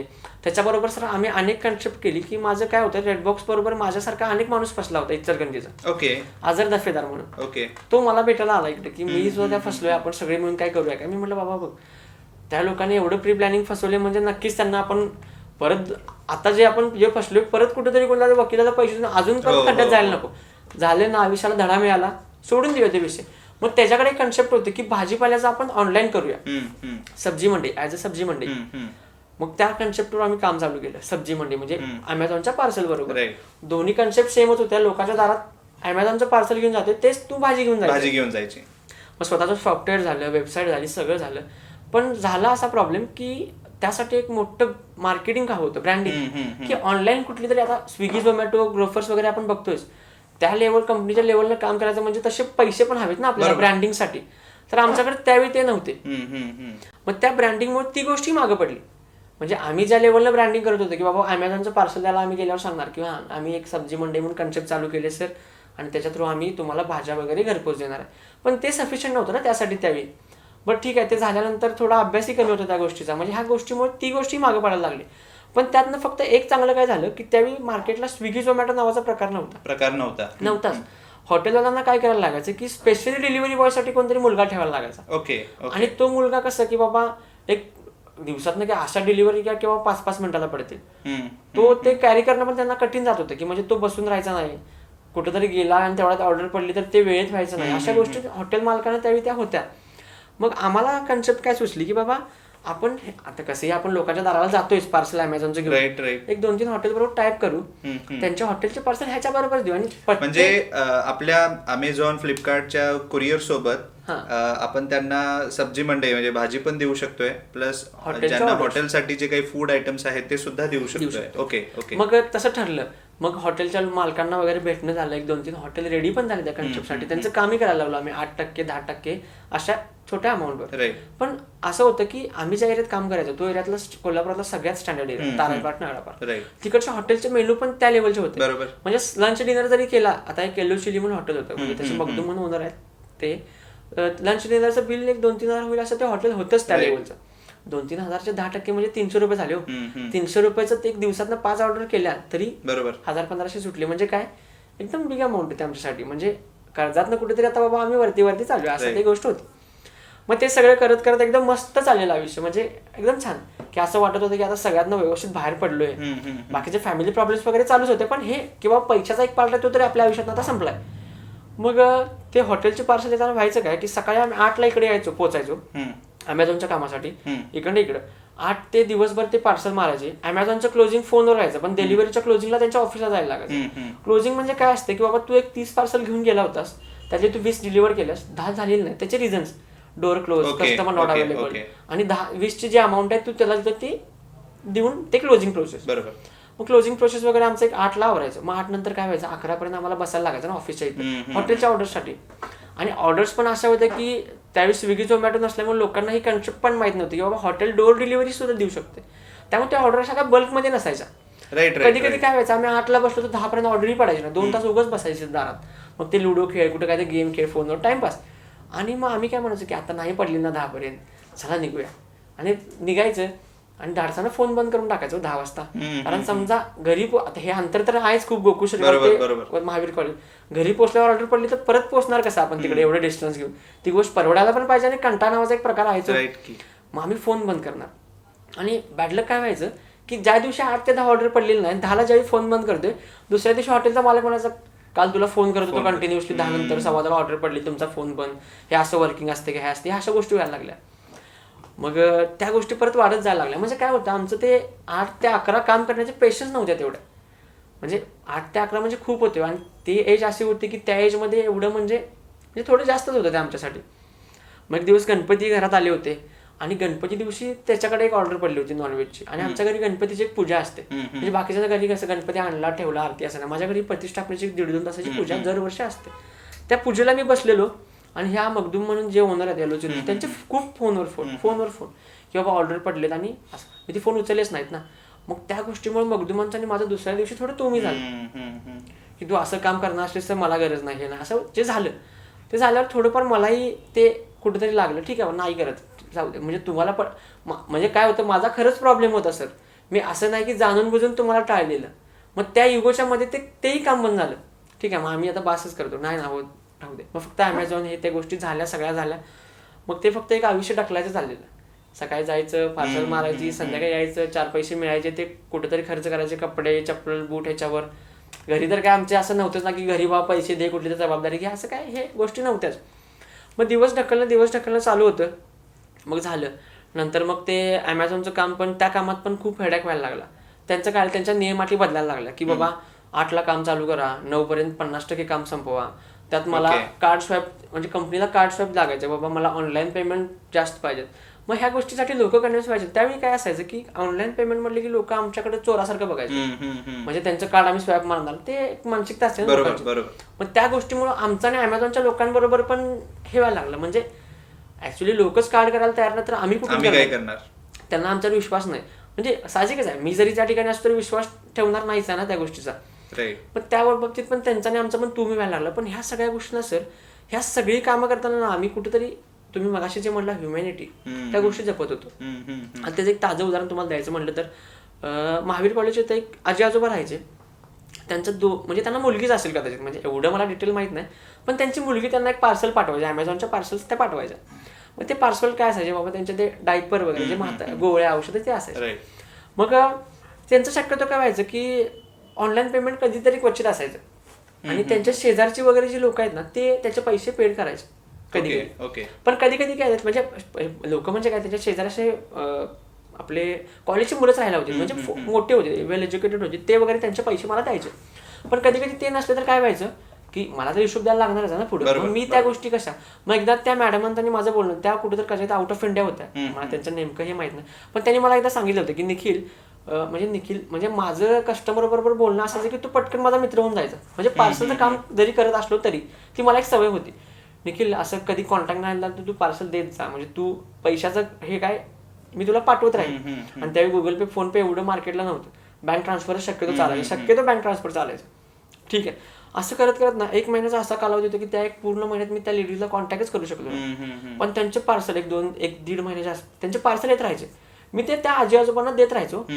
मला माहिती नव्हतं की त्या लेडीज बरोबर माझा परत कॉन्टॅक्ट होईल नाही होईल, हे पैसे माझे मिळणार आहेत नाही. पण डोक्यात एक हे होतं की बाबा नाही, 2 म्हातारे आहेत, जर मीच हे पार्सल नाही दिलं तर त्यांचं ती थांबणारच आहे गोष्ट. आणि एकदम महत्वाची गोष्ट होती म्हणजे गोळ्या औषधाच्या डायपर मी बिंदास देऊन टाकायचो. ते त्या दिवशीची जी काही कॅश असेल ती माझ्या जवळची घालायची किंवा ऍडजस्टमेंट करायची, कारण त्यांची मुलगी तर मला देणारच आहे, पण नाही दिलं तरी ठीक बाबा, आपल्याकडे एखाद्याची सेवा व्हायला लागल्या ना तर सोडून द्या. तरी पण असं झालं की 1 महिना त्यांच्या लेडीजचा मला फोन आला, माझं जे पेमेंट होतं त्यात त्यांनी मला 3,000 रुपये एक्स्ट्रा पाठवले की निखिल तुला ठेव, तुला वापर किंवा काहीही कर. म्हणजे असे माझ्याकडे खूप प्रसंग आहेत ज्यात मी माणुसकी जपलेला मला मोबदला पण एवढा छान मिळाला की विचारायला नको.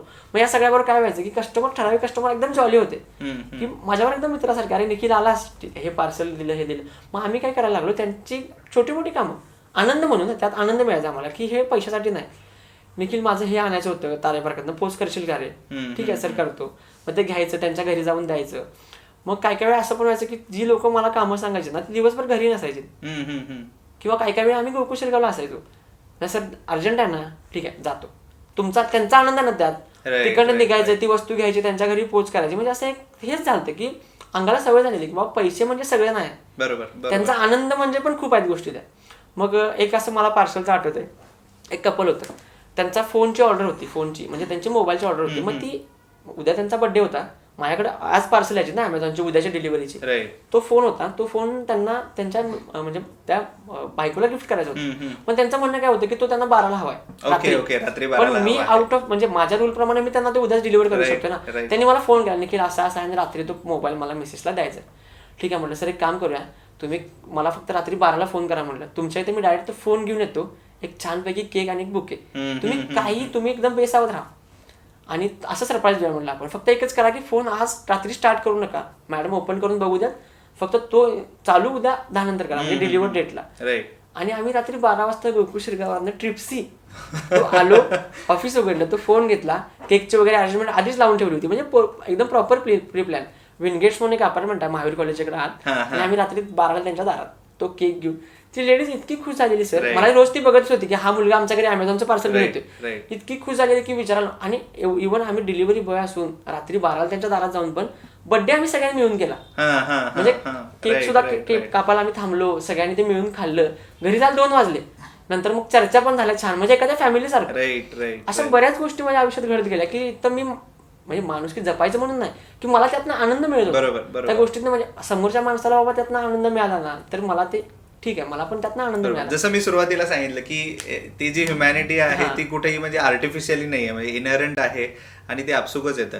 पण या सगळ्या गोष्टींमध्ये म्हणजे आधीचा जो काही तू पूर्णपणे प्रवास सांगितला होतास, ज्याच्यामध्ये 1दा 2दा 3दा तुझे इंजिनिअरिंगचे अटेम्प्ट झाले, आणि म्हणजे ज्यावेळेला तू मला हे शेअर करत होतास, मला लिटरली सांगायचं झालं तर तो 3 इडियट्स वाला तो एक सीन आठवला ज्याच्यामध्ये तो फरहान जो आहे तो पूर्णपणे जन्मल्यानंतर पाळण्यामध्ये असतानाच मेरा बेटा इंजिनियर बनेगा वाली ती जी काही फिलिंग आहे किंवा तो सीन माझ्या डोळ्यासमोर आला.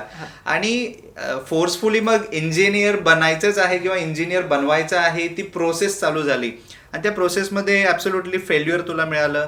त्याच्यानंतर मग तू सेल्समन म्हणून काम केलास, ॲपरल इंडस्ट्रीमध्ये होतास, बट सडनली तू कुरिअरच्या सेक्टरमध्ये गेलास. आतापर्यंतचा कुरिअरचा जो काही प्रवास आहे तो पूर्ण सांगितलास, बट अगेन या कुरिअरच्या सेक्टरमधून परत तू ह्या ॲपरल्सच्या सेक्टरमध्ये कसं आलं? मग इथून तुझा जो काही प्रवास होता द फॅशन स्टुडिओकडे, हा प्रवास नेमका कसा होता?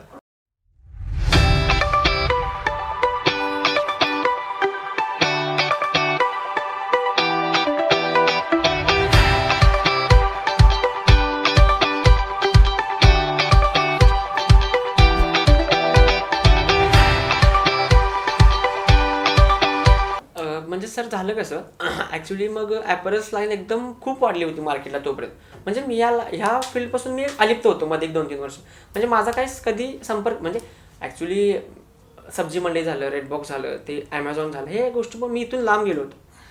मग त्यावेळी काय झालं की आधी राजारामपुरीत जे फॅशन होतं त्यावेळी फॅशन म्हणजे हे दुकानांची संख्या कमी होती ना, मग ते एकदम मस्त चालत होतं त्यावेळी. म्हणजे आधी ज्यावेळी मी कामाला होतो त्यावेळी. नंतर काय झालं, राजारामपुरी इतकी एक्सपांड झाली की कपड्याची दुकानं खूप झाली. बरोबर. मग नंतर त्या मालकांना वाटायला लागलं की बाबा आता यात काय रस राहिलेला नाही, आपण हे बंद करूया. मग ते मी काम सोडल्यानंतर पण ते मालक माझ्यावर कॉन्टॅक्टमध्ये होते ॲज अ मित्र म्हणून. राईट. ठराविक गोष्टी आम्ही शेअर करायचो एकमेकांना. म्हणजे मधल्या माझ्या पिरियडमध्ये थोडीफार त्यांनी मला मदत पण केली. हे सगळ्या गोष्टी होत्याच. मग ते मला एकदा म्हणले की निखिल, आता हे म्हणजे फॅशन जे आहे ते मी आता बंद करायचं म्हणतोय. का तर सर आता म्हणले आधीसारखं राहिलं नाही, कस्टमर पण राहिलं नाही आणि मार्केटिंग खूप वाढले. जे आपले रेट्स होते आधीचे, आपण जे लोकांना क्वालिटी द्यायचो तर लोकांना आता क्वालिटीपेक्षा पैशाला खूप महत्त्व आले. जिकडे कमी देईल तिकडे लोक पळायला लागले. तर मी आता हे बंद करतोय. सर म्हणलं एवढं तुम्ही 2008 पासून करताय आणि आता बंद करणं मला पटत नाही. तर बघा अजून थोडा विचार करा. नाही निखिल, मी ठरवलंच पक्क की आता मी बंद करतोय. मग त्या दिवशी रात्री मी जरा विचार केला. म्हटलं आता सध्या तर आपल्याला काही सोर्स नाहीच आहे ना एकदम असा, तर मग हे बंद करण्यापेक्षा आपणच ते कंटिन्यू करूया का त्यांच्याकडं. मी स्वतः हे केला. मग मला वाटलं की नाही आपण कंटिन्यू करूया. एवढं ते नाव आहे फॅशन, सर का बंद करायचं ते. त्यांच्या म्हणजे त्यांच्याही तिथं काहीतरी इमोशन्स आहेतच ना त्या मालकांच्याही. मग त्यांना मी दुसऱ्या दिवशी येऊन भेटलो. सर म्हणलं तुम्ही हे बंद करू नका. म्हणलं तुम्ही काय करा, ह्याचं जे काय व्हॅल्युएशन होतं ते व्हॅल्युएशन करा. जे आतले जे फर्निचर आहे त्याचं एकदम बेसिक फर्निचर होतं. म्हणजे त्याची व्हॅल्युएशन अशी काही एकदम 5 लाखात होणारी नव्हती. एकदम छोटं म्हणजे 10x10 असं म्हणतात ना एक शाब्दिक भाषेत, अशा प्रकारचं ते फॅशन होतं. आणि मी ते हँडओव्हर करतो. ठीक आहे म्हणले, बघ विचार कर. मग ते व्हॅल्युएशन वगैरे झालं. मग मी म्हटलं की नाही बाबा ह्यावेळी जरा बाबांची थोडी मदत घेऊया. आपण ही संधी सोडायला नको. एवढं प्राईम लोकेशन मिळतंय तर आपण इथं थोडं काहीतरी आपलं होऊ शकेल असं वाटायला लागलं. पण त्या स्टेजला तर तुझं पूर्णपणे रेडबॉक्सचं पूर्ण काम चालूच होतं, कुरिअरचं पूर्णपणे काम चालूच होतं. पण त्यावेळेला तुला असं नाही का वाटलं की नाही, मला मागचे मी 2 ते 3 वर्ष आता ह्या सेक्टरमध्ये नाही आहे, ॲपरल्समध्ये नाही आहे, आणि परत ही माझ्यासाठी एक रिस्क असणार आहे की जे काही चाललेलं आहे रुटीन ते पूर्णपणे परत बंद करायचं आणि परत एका त्याच सेक्टरमध्ये जायचं, असं तुला नाही वाटलं? नाही, असं का नाही वाटलं सर माहिती आहे काय, त्या मधल्या पिरियडमध्ये ना मी तुम्ही जे म्हणला ह्युमॅनिटी, त्याच्या बेसिसवर मी माणसं खूप जोडली होती. म्हणजे ते नॅचरली सगळं व्हायचं. म्हणजे एखादा माणूस भेटला की तो माझा मित्रच बनून जायचा. म्हणजे ते मला माहित नाही माझ्याकडं, म्हणजे ते एक मला हे देणगीच असेल असं मला वाटते कधी कधी. मग त्या पिरियडमध्ये माझा मित्रपरिवार खूप वाढला होता. कारण ॲमेझॉन म्हणजे एक तर काय झालं होतं सर, 11वी 12वी वेगळ्या ठिकाणी, परत डिप्लोमा 2 वर्ष 2 वेगवेगळ्या बॅच, म्हणजे तिथले वेगळे मित्र, 11वी 12वीचे वेगळे मित्र.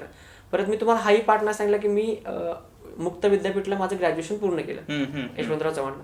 तिथले वेगळे मित्र, गावातले वेगळे मित्र, ह्या पाटणे हायस्कूलमधले, असं म्हणजे ह्या सगळ्यामुळे ना माझ्याकडे असं एक माणसांचं नेटवर्क तयार झालं होतं माझं म्हणजे जाईल तिथं, म्हणजे प्रत्येकाचं वेगळं. मग मी एक विचार केला की बाबा आपल्या तर फोन कॉन्टॅक्ट वगैरे आपल्याला माहितीच असते ना, किंवा एक सोशलवर आपले फॉलोअर्स म्हणा किंवा काही खूप मोठ्या गोष्टी आहेत, पण असं आहे की बाबा आपल्या स्टोरीला व्ह्यूज एवढे जातात, तर मग आपण ह्याचा उपयोग आपण बिझनेससाठी करू शकतोय. आणि ते सगळं त्यावेळी चालू पण होतं. इन्स्टाला छोटे छोटे पेज, ऑर्डर वगैरे. ठीक आहे म्हणलं आपण छोट्यातल्या छोट्यात काहीतरी करू शकतो. आणि आपलं नेटवर्क तसं आहे की बाबा आपण आपल्या मित्रपरिवार जर इकडे कन्वर्ट केलं तर आपण थोडंफार करू शकतो. मग म्हणलं की नाही हा करायला काय हरकत. कारण त्याच्या आधी काय व्हायचं की मधल्या पिरियडमध्ये बरीच लोक माझ्याकडनं म्हणजे मला विचारायचे बाबा कपड्याचं कसं आहे मार्केट, तुला अनुभव आहे, कुठं घेऊया काय. आणि माझे कॉन्टॅक्ट पण तसे होते कपड्याच्या फील्डला, होलसेल लाईनला किंवा या सगळ्याला होतं. आणि जुन्या त्यांचं गुडविल पण तिथं होतंच ना त्या फॅशनचं. ठीक आहे म्हणजे तिकडं म्हणलं उन्हात ते पार्सल मारण्यापेक्षा तर हे ठीक आहे. म्हणजे ते कसं होतं, खूप दगदग होती. मी त्यांना रिझन देऊ शकत नव्हते की सर आज पाऊस आहे, आज ऊन आहे. मग मी विचार काय केला, बाबा तिकडे तू उन्हात फिरून स्वतःचा हाल करून घेण्यापेक्षा हे कधीही चांगलं, ज्याचा तुला आधीचा अनुभव पण आहे. आणि मी म्हणलं असंही तिकडे जर काय मला लाख रुपये मिळत नाहीत आणि इथेही मिळणार नाहीत, तिकडे मिळणार तेवढे जर इकडे मिळत असतील तर बाबा हे निवांत बसून हे ठीक आहे असं म्हणून मी तिथं सुरुवात ती केली. पण सुरुवात केल्यानंतर ना सर असा तिथं मला रिस्पॉन्स मिळायला लागला की अपेक्षित नव्हतं हे असं होणार आहे. एवढ्या छोट्या दुकानात मी इतकं तिथं करत गेलो की म्हणजे खूप वाढत गेलं ते. खूप म्हणजे ज्या लोकांच्या जी यायची ती सगळ्या आतल्या म्हणजे आमचं जे पूर्वीचे काम केले माझा एक्सपिरियन्स तो तिथं उपयोगी पडला म्हणता येईल. माझ्या बोलण्याच्या पद्धती किंवा त्या माणसाशी त्याला दाखवण्याच्या पद्धती किंवा जे मार्केटिंग आपण म्हणतो किंवा सेल्समन म्हणतो ते प्रॉपर मी असल्यामुळे तिथं जो माणूस यायला लागला तो माझ्यावर कनेक्ट व्हायला लागला. ह्या स्टोअर साठी परत एकदा तुला गुंतवणूक करावी लागली असेल, ती साधारण गुंतवणूक किती होती, ती कुठून आली? हा तेच म्हणलं मी तुम्हाला, ते मगाशी पार्ट मध्येच राहिला. तू म्हटलं आता हा ठीक आहे, आता वडिलांना आपण बोलूया, आता वडिलांशी बोलायलाच पाहिजे. मग मधल्या पिरियडमध्ये मी त्याही गोष्टी शिकलो होतो की बाबा चर्चेने सगळे विषय सुटतात. म्हणजे मध्ये जे माझा वाईट काय होतं त्यावेळी मी घरातल्यांना बसून सांगत होतो की मी चुकलो हे मलाही माहित आहे, मला ते आता रिअलाइज झाले, पण मला थोडा टाइम द्या. म्हणजे काय चिडचिड करून काही साध्य होणार नाही. मी तुमची मानसिकता समजू शकतो, आई वडील म्हणून तुम्हाला जे वाटते ते, म्हणजे मला नंतर सर ना म्हणजे बोलण्याचं माझ्याकडे हे आलं, म्हणजे कला आली माझ्याकडे. बरोबर. मला समजायला लागलं किंवा बरेच प्रश्न बोलून सुटतात. हे मी ज्यावेळी मला कळायला लागले त्यावेळी मी प्रत्येक माणसाला जे आहे ते बोलून दाखवतो. हा तुमची चिडचिड योग्य आहे, ठीक आहे, मला मान्य आहे, मी आता माझ्याकडे शिक्षण नाही आहे म्हणजे याचा अर्थ काय की मला थोडा वेळ द्या. तुम्ही कुठलीही गोष्ट सहजासहजी साध्य होणार नाही, मला कुठल्याही गोष्टीत आता स्ट्रगल करायला लागणार नाही. ह्याच्या आधी मी अनेक दुसरी चूक केली की वेगवेगळ्या फील्ड अनुभवल्यात, कुठल्याच फील्डवर मी कॉन्स्टंट राहिलो नाही. तर तुम्ही मला आता वेळ द्या की कुठंतरी मी थोडाफार कॉन्स्टंट राहता येईल अशी मला वेळ द्या. मग मी घरातल्या ते पटवून सांगली, बाबा मी जिथं काम केले ते दुकान माझ्याकडे येते, याचा अर्थ खरंच ते माझ्यासाठी बनलंय का, हा योगायोगी असू शकतो किंवा एक आपण नशीबही म्हणू शकतोय. तर मला तुम्ही थोडी मदत करा इकॉनॉमिकली आणि आपण जे दुकान चालवायला घेऊया. मग त्यांना मी कुठल्या बेसवर तयार केलं की त्यात आपण कसलाही फर्निचर बदल करायचा नाही आहे, फक्त जे आहे ते आहे असं घ्यायचं आहे, हा असं चालवून बघायचं आहे, चांगलं चाललं, तुम्हाला वाटलं मी करायला लागलो तर 4 पैसे आपण त्यात लावायचे. ह्या बेसवर त्यांना मी तयार केलं. थोडे पैसे त्यांनी दिले, थोडे माझे सेव्हिंग्स होते कुठले जे मी अमेझॉनला वगैरे काम केलं ते सेव्हिंग होतेच ना थोडे माझे. मग फॅशनच्या प्रवासाची सुरुवात झाली. द फॅशन नाही, फक्त फॅशन मेन्सवेअर त्याची सुरुवात झाली. त्यातनं मग सर ते इतकं छान पुढे जायला लागलं की आता वाटायला लागलं की नाही आता आपण हेच करायचं आणि आपण ह्यासाठीच बनलो. तिथं मग ते पक्क झालं की नाही बाबा आता आपल्याला ॲपरल लाईनच करायचं आहे. ह्या सगळ्या मागच्या फील्ड होत्या तर विनाकारण आपण आपला वेळ घालवलाय आणि आपण ह्यात आपली ग्रोथ करू शकतोय, 100% करू शकतोय. मग प्लॅन्स असे होते की हा हे फॅशन डेव्हलप करायचं, पण दी फॅशन स्टुडिओ नाही, फॅशन मेन्सवेअरच. आतलं थोडंसं लुक चेंज करायचा, गाळा छोटाच राहू दे, फक्त आपण नवीन एक लोकेशन कुठेतरी बघायचं आणि हे असं एक्सपांड करत जायचं. नवीन लोकेशन म्हणजे काय की बाबा आसपासची छोटी मोठी गावं, म्हणजे पेठ वडगाव मार्केट आहे ना, तर तिथं जाऊया. कडे मार्केट आहे तिथे जाऊया, असं मग हे प्लॅन होते डोक्यात की असं एक्सपांड व्हायचं आपल्याला. आता तर झालं काय की ह्या सगळ्याबरोबर लॉकडाऊनचा पिरियड हा सगळा आता मागचा आला. लॉकडाऊनच्या पिरियडमध्ये आता जे दी फॅशन स्टुडिओ जिथं आपलं तयार झालंय तो गाळा तो मालक सोडून गेला. मग सोडून गेल्यानंतर मी विचार काय केला की बाबा तो गाळा आपल्या गाळ्याच्या 3 पट आहे. म्हणजे आता आपण जिथे करतो 3 पट आहे. समजा तिथे एखादा कपड्याचा कॉम्पिटिटर आला तर आपल्या ह्या लहानशा स्पेसमध्ये आणि त्याच्या 3 पट स्पेसमध्ये त्याच्यावर आपण कुठल्याही लेवलला कॉम्पिटिशन करू शकणार नाही. एकतरी इकॉनॉमिकली पण करू शकणार नाही. जर मोठा कोण आला एवढा मोठा गाळा घेऊ शकतो म्हणजे नक्कीच तो इकॉनॉमिकली स्ट्रॉंग असणार आहे. तर त्याच्याकडे आपण दोन्ही गोष्टीत म्हणजे कॉम्पिटिशन करू शकणार, एक तर स्टॉकच्या बाबतीत, स्पेसच्या बाबतीत आणि इकॉनॉमिकली. जर तिथं कोणतं आलं तर आपलं हे पण संपणार आणि सगळ्याच गोष्टी संपून जातील. आता मग मला माहित होतं की ह्या कोविडच्या काळात ही डिसिजन ठीक नाही की आता एखादा नवीन गाळा घेणे आणि त्यात पैसे लावण्याचा मूर्खपणा होता. आणि मला असे लोक म्हणले की तू चुका लागलास, म्हणजे बावडेकर तू हे करू नकोस, आता ही वेळ ठीक नाही. पण माझ्याकडे ऑप्शन पण नव्हता. एखादा ज्याच्याकडे पैसे आहेत असा माणूस ज्याला काही फरक पडत नाही तो आता गाळा घेऊन सामान्य डेव्हलपमेंट करू शकतोय. नाही म्हणलं जे काय होईल ते होईल. एकतर आता ह्याच्या आधी एवढ्या ठिकाणी अडकले ना, आता काय नवीन आहे, सवय झाली ना अडकण्याची पण. ठीक आहे म्हणलं आता आपल्याला सवय झाली अडकून त्यातनं बाहेर पडायची, पण एक नवीन ट्राय करूया. मग ठीक आहे, ह्या गाळ्याच्या मालकात धाडस धंद्यात सर खरंच म्हणजे मारवाडी वगैरे जे करतात ना ते धाडस असते खरंच. आणि आपल्याकडे तो एक न्यूनगंड असतो की बाबा होईल का नाही ठीक.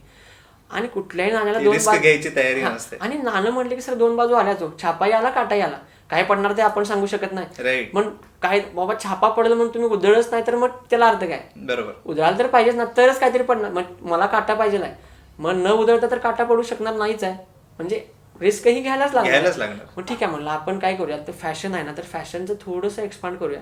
आणि ऍज अ ब्रँड जे मी सोचला काम केलेलं तिथे जिथं मी तो एक्सपिरियन्स माझ्या डोक्यात होता की त्याप्रमाणे वर्किंग करता येईल असं आपण एक नॉन ब्रँडचं शोरूम करूया, बरोबर, जे बरोबर. कुणीही केलेलं नाही कोल्हापुरात. नॉन ब्रँडचं शोरूम. बरोबर. म्हणजे तुझा जो आधीचा सेल्समनचा जो एक्सपिरियन्स होता, त्या एक्सपिरियन्सच्या जोरावर तू पूर्णपणे फॅशन स्टुडिओ चालू केला.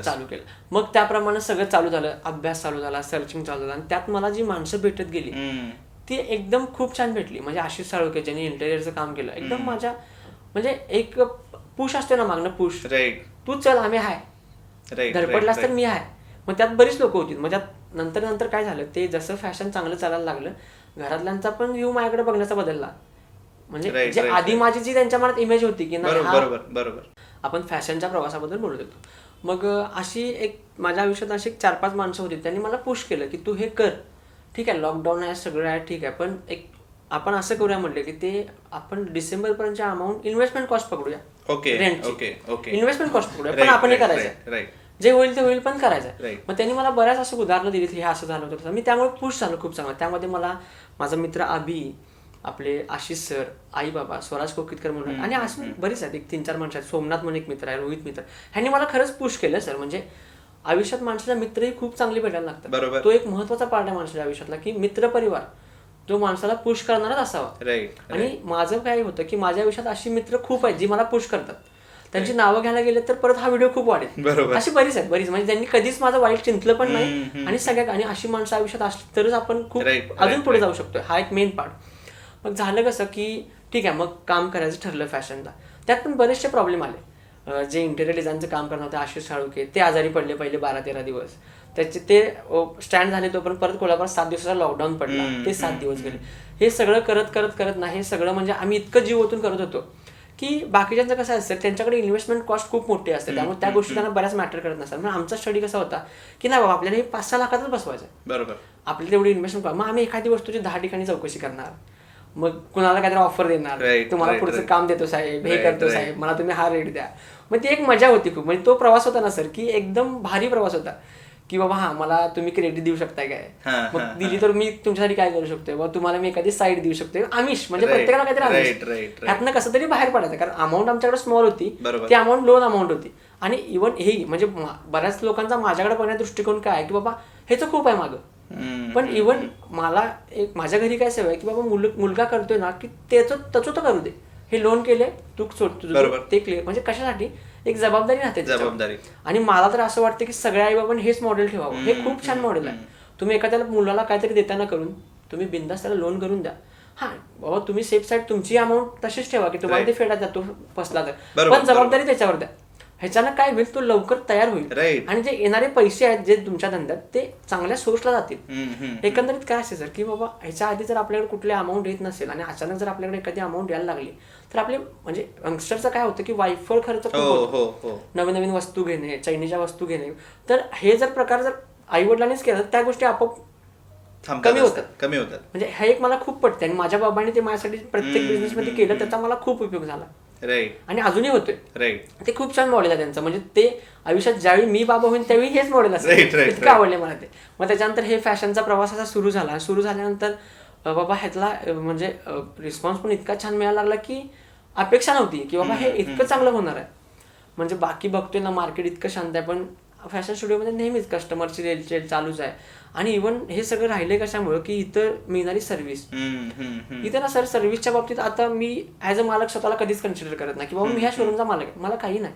मी आधी सेल्समन म्हणून काम केलं, त्यामुळे मला माहिती आहे की बाबा सेल्समन किती महत्वाचा आहे ह्या कामात, म्हणजे ह्या फील्डमध्ये सेल्समन किती महत्वाचा आहे. तर नवीन येणारा प्रत्येक कस्टमर मी स्वतः हँडओव्हर करतो आणि मी स्वतःच त्यांना एंटरटेन करतो. म्हणजे हीच गोष्ट सगळ्यात महत्वाची गोष्ट आहे. बरोबर. म्हणजे आता जी मुलं आहेत ना, मुलांना मी माझ्याकडे खूप चांगली मुलं आहेत, पण काही वेळेला काय होतं की जो आपला स्टाफ आहे तो स्टाफ 100% देऊ शकत नाही.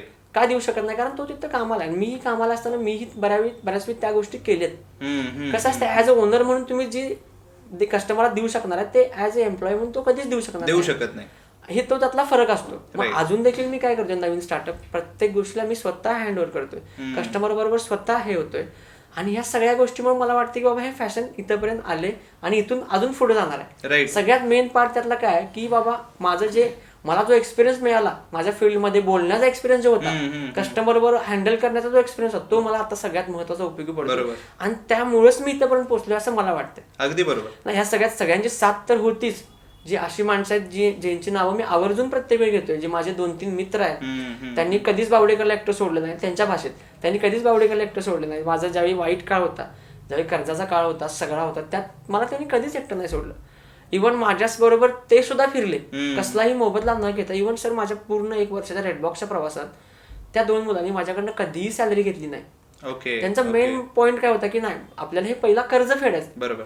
आम्ही सॅलरीसाठी येतच नाही. आमचं काय तत्व आहे की आमचा मित्र यातनं बाहेर पडतो. ती गोष्ट माझ्यासाठी खरंच इमोशनल आहे सर अजून, आणि आयुष्यभर ती माझ्या लक्षात राहील. मी कितीतरी मोठा झालो किंवा नाही झालो तर ही गोष्ट माझ्या आयुष्यभर डोक्यात राहील. इव्हन आता हे फॅशन चालू होताना ज्या लोकांनी इथं 100% दिलेत.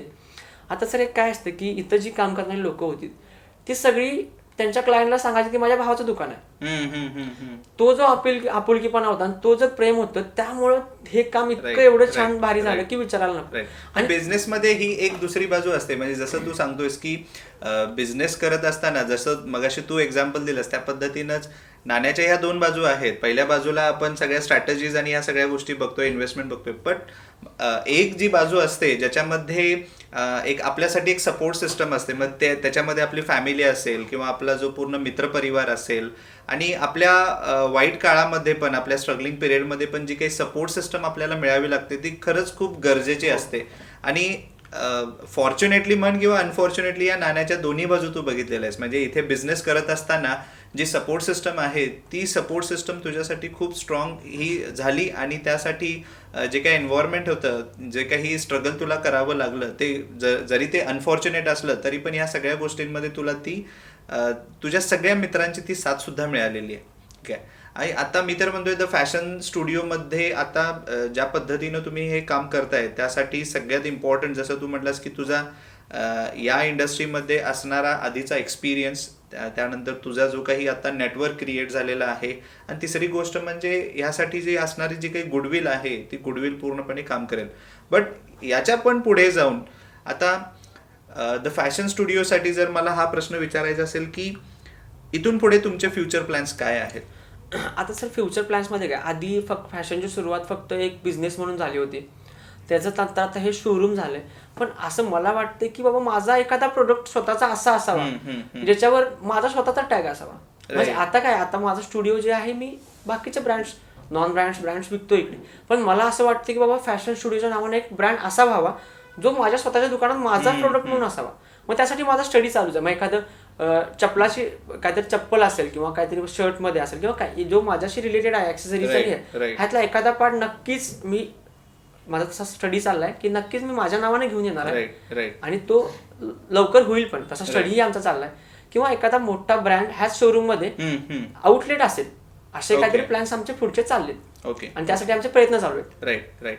आता क्विकमध्ये आपण रॅपिड फायर घेऊया. रॅपिड फायर जसं की तुम्हाला सगळ्यांना माहिती आहे, आतापर्यंत जेवढे काही स्टार्टअप कट्टाचे एपिसोड झालेले आहेत, रॅपिड फायरमध्ये मी निखिलला काही मोजके प्रश्न विचारतोय, आणि निखिल मी तुला रिक्वेस्ट करेन की हे जे काही प्रश्न असणार आहेत त्याचे अगदी क्विकमध्ये आणि थोडक्यात मला उत्तर हवेत. रॅपिड फायरचा तुझ्यासाठीचा पहिला प्रश्न, जो आम्ही इमॅजिन सुद्धा करू शकत नाही, कारण तुझ्या डोक्यामध्ये काय असेल किंवा पास्ट एक्सपिरियन्सेस तुझे बरेच काही वेगळे आहेत, बऱ्याच टप्प्यांवर तू अक्षरशः जम्प्स घेऊन इथेपर्यंत पोहोचलेला आहेस. तर माझा पहिला प्रश्न तुझ्यासाठी आहे, आज जर फॅशन स्टुडिओ नसतं तर निखिल आज कुठे असता? ह्याचं उत्तर सर माझ्याकडेही नाही आहे. कारण माझं कसं होतं, जे फील्ड मिळेल ती आपली, त्यामुळे हे नसतं तर सांगू शकत नाही कुठं असू शकलो असतो. ओके. पुढचा प्रश्न, तू बरेच ब्रँड्स हँडल करतोयस द फॅशन स्टुडिओमध्ये, बरेच ब्रँड्स तू आधी सुद्धा हँडल केलेले होतास. तर आत्ता सध्या म्हणजे ॲपरलमध्ये मला जास्त माहिती नाही आहे, कारण तो माझा सेक्टर नाही आहे. बट ॲपरल इंडस्ट्रीमध्ये तुझा असा नावडता ब्रँड कोणता आहे? नाही, हा प्रश्न खरंच चॅलेंजिंग आहे. तसे सगळेच ब्रँड चांगले आहेत सर, कुठलाही नावडता ब्रँड नाहीच आहे माझा. आमच्या फील्डचा तरी नाही आहे, कारण माझी फील्ड अशी आहे की ती मला खरंच आवडते. त्यामुळे माझ्याकडे तो ब्रँड तसा नाही कोणता. ओके. ॲपरलसाठी बरेच मार्केट आहे, मुंबई आहे, पुणे आहे, ठीक आहे. पण तरी सुद्धा हा प्रश्न मला विचारावा असं वाटतोय की द फॅशन स्टुडिओसाठी चांगलं मार्केट कोल्हापूर की पुणे? नाही, नक्कीच कोल्हापूर. आपलं कोल्हापूरसारखं मार्केट कुठेही नाही, फक्त असा अभ्यास करणारा माणूस पाहिजे. कोल्हापूर एक नंबर मार्केट आहे सगळ्याच गोष्टीसाठी. राईट. आणि माझा शेवटचा प्रश्न तुझ्यासाठी, ह्या सगळ्या पूर्ण प्रवासामध्ये म्हणजे द फॅशन स्टुडिओ आज आहे, बट याच्या आधी सुद्धा जिथे जिथे तू काम करत होतास, तर आतापर्यंत आलेला सगळ्यात चांगला असा कस्टमर फीडबॅक तुझ्यासाठी? माझ्यासाठी म्हणजे मी कस्टमरच्या भाषेतच सांगतो. एक कस्टमर एजंट होता, एजंट त्याच्याकडनं मला ही अपेक्षाही नव्हती की तो असा बोलू शकेल. त्याचा एक प्रॉब्लेम आपल्याकडनं सॉल्व्ह झाला आणि सॉल्व्ह झाल्यानंतर त्याला मला फोन केला की निखिल ते पेमेंटचा मी पूर्ण सांगितलं चालेल का थोडंसं? हो हो. काय होतं, तो आपल्याकडे आला होता खरेदीसाठी इकडे. मग खरेदी झाल्यानंतर ॲक्च्युली तो दुसऱ्याच कामासाठी, ज्याला ब्लॅक जीन्स हवी होती ती नव्हती, ती मी त्याला कन्व्हिन्स करून नंतर बाकीच्या गोष्टी त्याला दिल्या होत्या. मग हे सगळं झाल्यानंतर पेमेंटचा इश्यू होता. एक तर माझ्याकडे स्वाईप नाही, नवीन सेटअप असल्यामुळे स्वाईप मशीन नव्हतं आणि गुगल पे फोन पे होत नव्हतं आणि त्यांना ATM वर जाणं, नवरा बायको होते, एजंट होते. मग ठीक आहे म्हटलं, त्यांना पार्टीला एक ठिकाणी जायचं होतं, त्यासाठी कपडे घेतले होते. सर म्हटलं तुम्ही एक काम करा, मगाशी म्हटलं सर मी इमिडिएट आली त्यात कुठेतरी, तुम्ही हे कपडे घेऊन जा आणि आजची पार्टी निवांत एन्जॉय करा आणि तुम्हाला ज्यावेळी पॉसिबल होईल, तुम्ही जेव्हा इकडे येणार आहेत त्यावेळी मला तुम्ही माझं पेमेंट करा. पण आत्ता सगळ्यात महत्त्वाचं काय आहे की तुम्हाला हे कपडे आवडले, संध्याकाळी ती पार्टीला घालून जाणं महत्त्वाचं आहे. तुम्ही हे जावा बिंदास, तुम्ही पैशाचा अजिबात डोक्यात काही घेऊ नका, पण संध्याकाळची पार्टी एन्जॉय करा आणि मला कधी पैसे द्या. दुसऱ्या दिवशी त्या माणसाचा फोन आला की निखिल माझं फोन पे वर्किंग आहे, मी तुला पेमेंट केले बाळ म्हणले ते मला. हो काका म्हटलं ठीक आहे थँक्यू म्हटलं. आणि काही अशी गडबड नव्हती, निवांत जरी केलं असं त्यानंतर आपली भेट झाली असती, येऊन दिला असतं मला खूप बरं वाटलं असतं असं मी त्यांना म्हटलं असतं. त्यांचा एक फीडबॅक होता, म्हणजे ते असं बोलू शकतील असं वाटत होतं, भावा आयुष्यात कुठेही दुसरीकडे कपडे घेणार नाही, ज्यावेळी माझ्या आयुष्यात कपडे घ्यायचा प्रसंग येईल तुझ्याकडेच येणार, नसेल तर थांबणार पण तुझ्याकडेच घेणार. हा फीडबॅक माझ्यासाठी खूप म्हणजे खूप इन्स्पिरेशन फीडबॅक होता आणि आता लेटेस्ट मधला होता. राईट. मी अगदी एपिसोडच्या सुरुवातीला जो मी तुम्हाला 2 नंबरचा किस्सा सांगितला तो किस्सा निखिलचाच होता. ठीक आहे, फक्त सुरुवातीला मी त्याचं नाव उलगडलं नाही कारण मला हा पूर्ण किस्सा त्याच्याकडूनच ऐकायचा होता जो रिसेंटली झालेला होता. म्हणजे हे ऐकून जरी एक छोटीशी जरी गोष्ट असली तरी सुद्धा ही गोष्ट खूप इम्पॉर्टंट आहे आणि बिझनेस करताना ही ह्युमॅनिटी ठेवणं, ही माणुसकी ठेवणं खूप गरजेची आहे आणि त्याच्यामुळेच त्या दरम्यानच माझी निखिल बरोबर ओळख झाली. निखिल, शेवटचा प्रश्न. बरेच आपले व्ह्युअर जे आहेत ते स्टुडंट्स आहेत आणि स्टुडंटचा माइंडसेट असा आहे की अगदी 80-90% स्टुडंट्स असे आहेत ज्यांना चांगले पॅकेजेस पुण्यात किंवा मुंबईमध्ये जॉब हवा आहे आणि जॉबसाठीच ते तयारी करत असतात. बट काही असे स्टुडंट्स आहेत ज्यांना म्हणजे अगदी सांगायचं झालं तुझ्या भाषेत तर पहिल्यापासून त्यांना इंजिनिअरिंग करायची नसते, त्यांना कोणीतरी सांगितलेलं आहे म्हणून ते इंजिनिअरिंग करतायत किंवा बाकी जे काही असेल. बट काही स्टुडंट्स असे आहेत ज्यांना जेन्युइनली बिझनेसमध्येच यायचं असतं.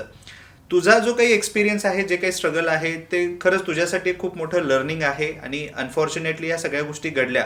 बट याच्यामधून जी काही तुला लर्निंग मिळाली त्या लर्निंगच्या आधारेवर आज आपले जे काही व्ह्युअर्स आहेत, जे स्टुडंट्स आहेत खास करून, त्यांना तू काय ॲडवाईस देऊ शकशील? मला माझ्या आयुष्याच्या प्रसंगावरनं सर हे वाटते की ज्यावेळी एखादा मुलगा 10वी पास आउट होतोय त्यानं त्याच वेळी क्लिअर करावं की बाबा आपल्याला करायचं काय, की आपली बौद्धिक क्षमता काय. जो तो करू शकत नसला तरी त्याचे जे फॅमिली मेंबर आहेत त्यांनी बाबा हा ठीक आहे बाबा हा आपल्याला आपल्या मुलग्याला बिझनेसमध्येच हे करायचं ना, तर मग त्यांनी तोच त्यावेळीपासूनच ट्रॅक पकडावा. जर त्याला बिझनेसच करायचा नसेल तर त्यानं 11वी-12वी सायन्स ह्या गोष्टी दूर ठेवून आर्ट्स कॉमर्स ज्यातनं फक्त आपल्याला शिक्षण जनरल नॉलेज पुरतं शिक्षण मिळेल ह्या गोष्टी करत ज्या फील्डमध्ये त्याला बिझनेस करायचा आहे तिथे त्याने एक्सपिरियन्स घ्यावा छानसा 4 वर्षाचा. त्याचा भविष्यात त्याला इतका उपयोग होईल आणि ते पण फील्ड त्याला अशी निवडावी असं मला वाटतं ज्यात त्याला बिझनेसच करायचा आहे. म्हणजे ऍक्च्युअली मध्ये मला करायचं होतं कपड्याच्या ठिकाणी काम आणि मी हार्डवेअरच्या दुकानात एक्सपिरियन्स घेतो तर त्याचा काही उपयोग नाही. मला काय म्हणायचं, तुला कपड्याचंच करायचं ना, पण कपड्याच्या ठिकाणी तू 3-4 वर्षाचा एक्सपिरियन्स फुल एक्सपिरियन्स घ्या आणि मगच तुम्ही त्या फील्डमध्ये पडा. मला जे अनुभव बाकीचे अनुभव कशामुळे आले की कसलाही एक्सपिरियन्स न घेता त्यात पडल्यामुळे मी म्हणजे मला चुकीचे एक्सपिरियन्स त्यामुळे आले. तर माझा एक सांगणं असंच आहे की जो कोण आहे जो बिझनेसमध्ये पडणार असं वाटतं त्याला, तर त्यानं त्या फील्डच्या 3 वर्ष एखादा तिथला वर्कर म्हणून एक्सपिरियन्स घ्यावा आणि मगच बिझनेसमध्ये पडावा आणि 30 परफेक्ट आणि योग्य टायमिंग आहे बिझनेसमध्ये पडण्याची असं मला वाटतं. जर तुमच्याकडे एक्सपिरियन्स नसेल, त्या गोष्टीचं नॉलेज कमी असेल तर तुमच्याकडे असणारे तुमचे एम्प्लॉईज किंवा येणारे पुढची लोक तुम्हाला नक्कीच फसवणार कारण तुमच्याकडे त्या गोष्टीचा अभ्यास कमी आहे. तर माझं म्हणणं काय की ज्या फील्डला तुम्हाला जायचं आहे त्या फील्डमध्ये ॲज अ वर्कर तुम्ही 1-2 वर्षाचा एक्सपिरियन्स घ्या आणि मगच त्या फील्डचा स्टार्टअप करा. हा एक पार्ट.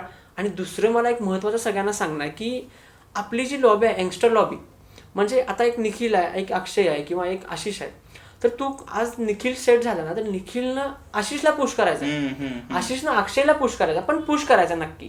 आणि करायचं काय सर की बाबा एखादी गोष्ट निखिलच्या फील्डशी रिलेटेड आहे ना तर बाबा निखिलला रॉ मटेरियल काय लागते, बाबा निखिलला एक रॉ मटेरियल XYZ लागते, तर निखिलनं पुश आशिषला करायचा की हे रॉ मटेरियल तर तू कर, मी आहे त्यासाठी, तिथला एक्सपिरियन्स घे, तुला लागते ना इकॉनॉमिकली आपण कुठेतरी लोन करू, जे काय लागते ते करू, मी आहे त्यासाठी, पण तू हे करायला लागतेस. राईट राईट ही गोष्ट आता मैत्रीत सगळ्यात महत्वाची गोष्ट सगळ्यात आहे. महत्वाची म्हणजे मला काय बाबा, मला एखादा सेटअप करायचा आणि ह्यासाठी मला एक गोष्ट लागते, तर त्या गोष्टीसाठी तुम्ही तुमचाच मित्र उभा करा.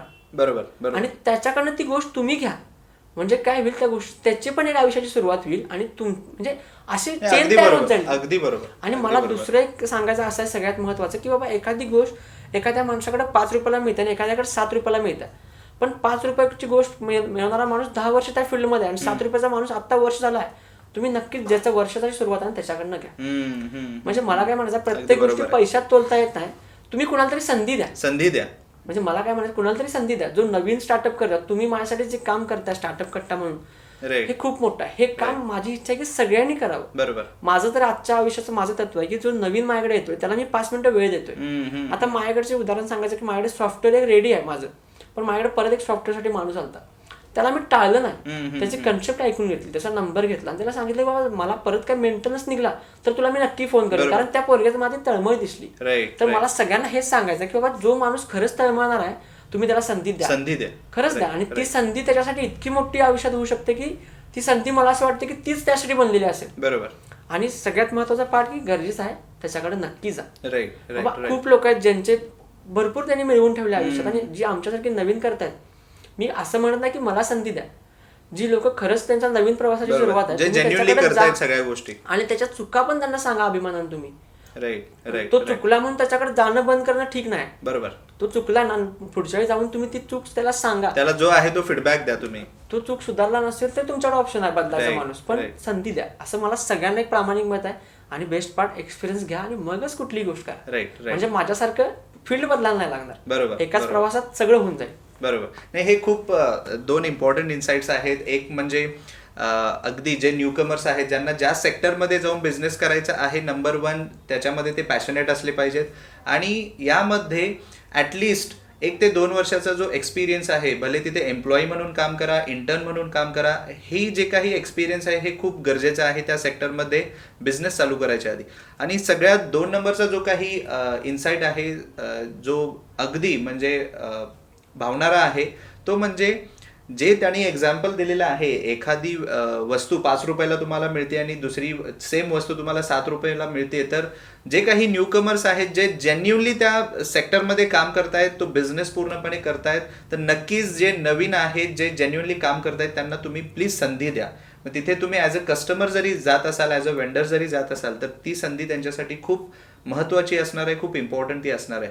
तर नक्कीच निखिल, स्टार्टअप कट्टासाठी तू वेळ काढलास, आज आपल्या सगळ्या व्ह्युअर्सना तू तुझी स्टोरी शेअर केलास, चांगले ॲडवाईस सुद्धा दिलेस, त्याबद्दल टीम ओपेक्स आणि टीम प्लॅन बी कडून मी परत एकदा तुझे धन्यवाद करतोय. आणि बरंच काही हे इन्स्पिरेशन आहे, हे इन्स्पिरेशन आज या स्टुडंट्सना, व्ह्युअर्सना मिळालेलं आहे. त्याच्यामुळे आज खरंच दी फॅशन स्टुडिओ असेल किंवा निखिल असेल, या सगळ्या गोष्टी किंवा ओव्हरऑल तुझा जो काही प्रवास आहे तो नक्कीच सगळ्यांच्या लक्षात राहणार आहे. तुझ्या स्ट्रगलवरून बऱ्याच लोकांनी लर्निंग्स घेतलेले आहेत, त्याच्यामुळे परत एकदा धन्यवाद. आणि सर थोडंसं फक्त तुमच्या आपल्या स्टार्टअप कट्ट्यासाठी तुम्ही जे काम करताय सर खरंच ग्रेट करताय. थँक्यू. फक्त माणसाला काय हवं असते की बाबा तो जो करतोय त्याचं कोणीतरी कौतुक करावं, एक छोटीशी आशा असते त्या माणसाला. राईट. आणि जर कौतुक करणारा कोण नसेल तर त्या कामात त्याला ते स्पीड मिळत नाही, ती एनर्जी मिळत. आणि तुम्ही जे काम करताय की बाबा एखाद्याचं कौतुक, भरभरून कौतुक, फक्त एक छोटीशी अपेक्षा असते की बाबा हे करायला लागले ना मी सगळं, कोणतरी मला नावजू दे.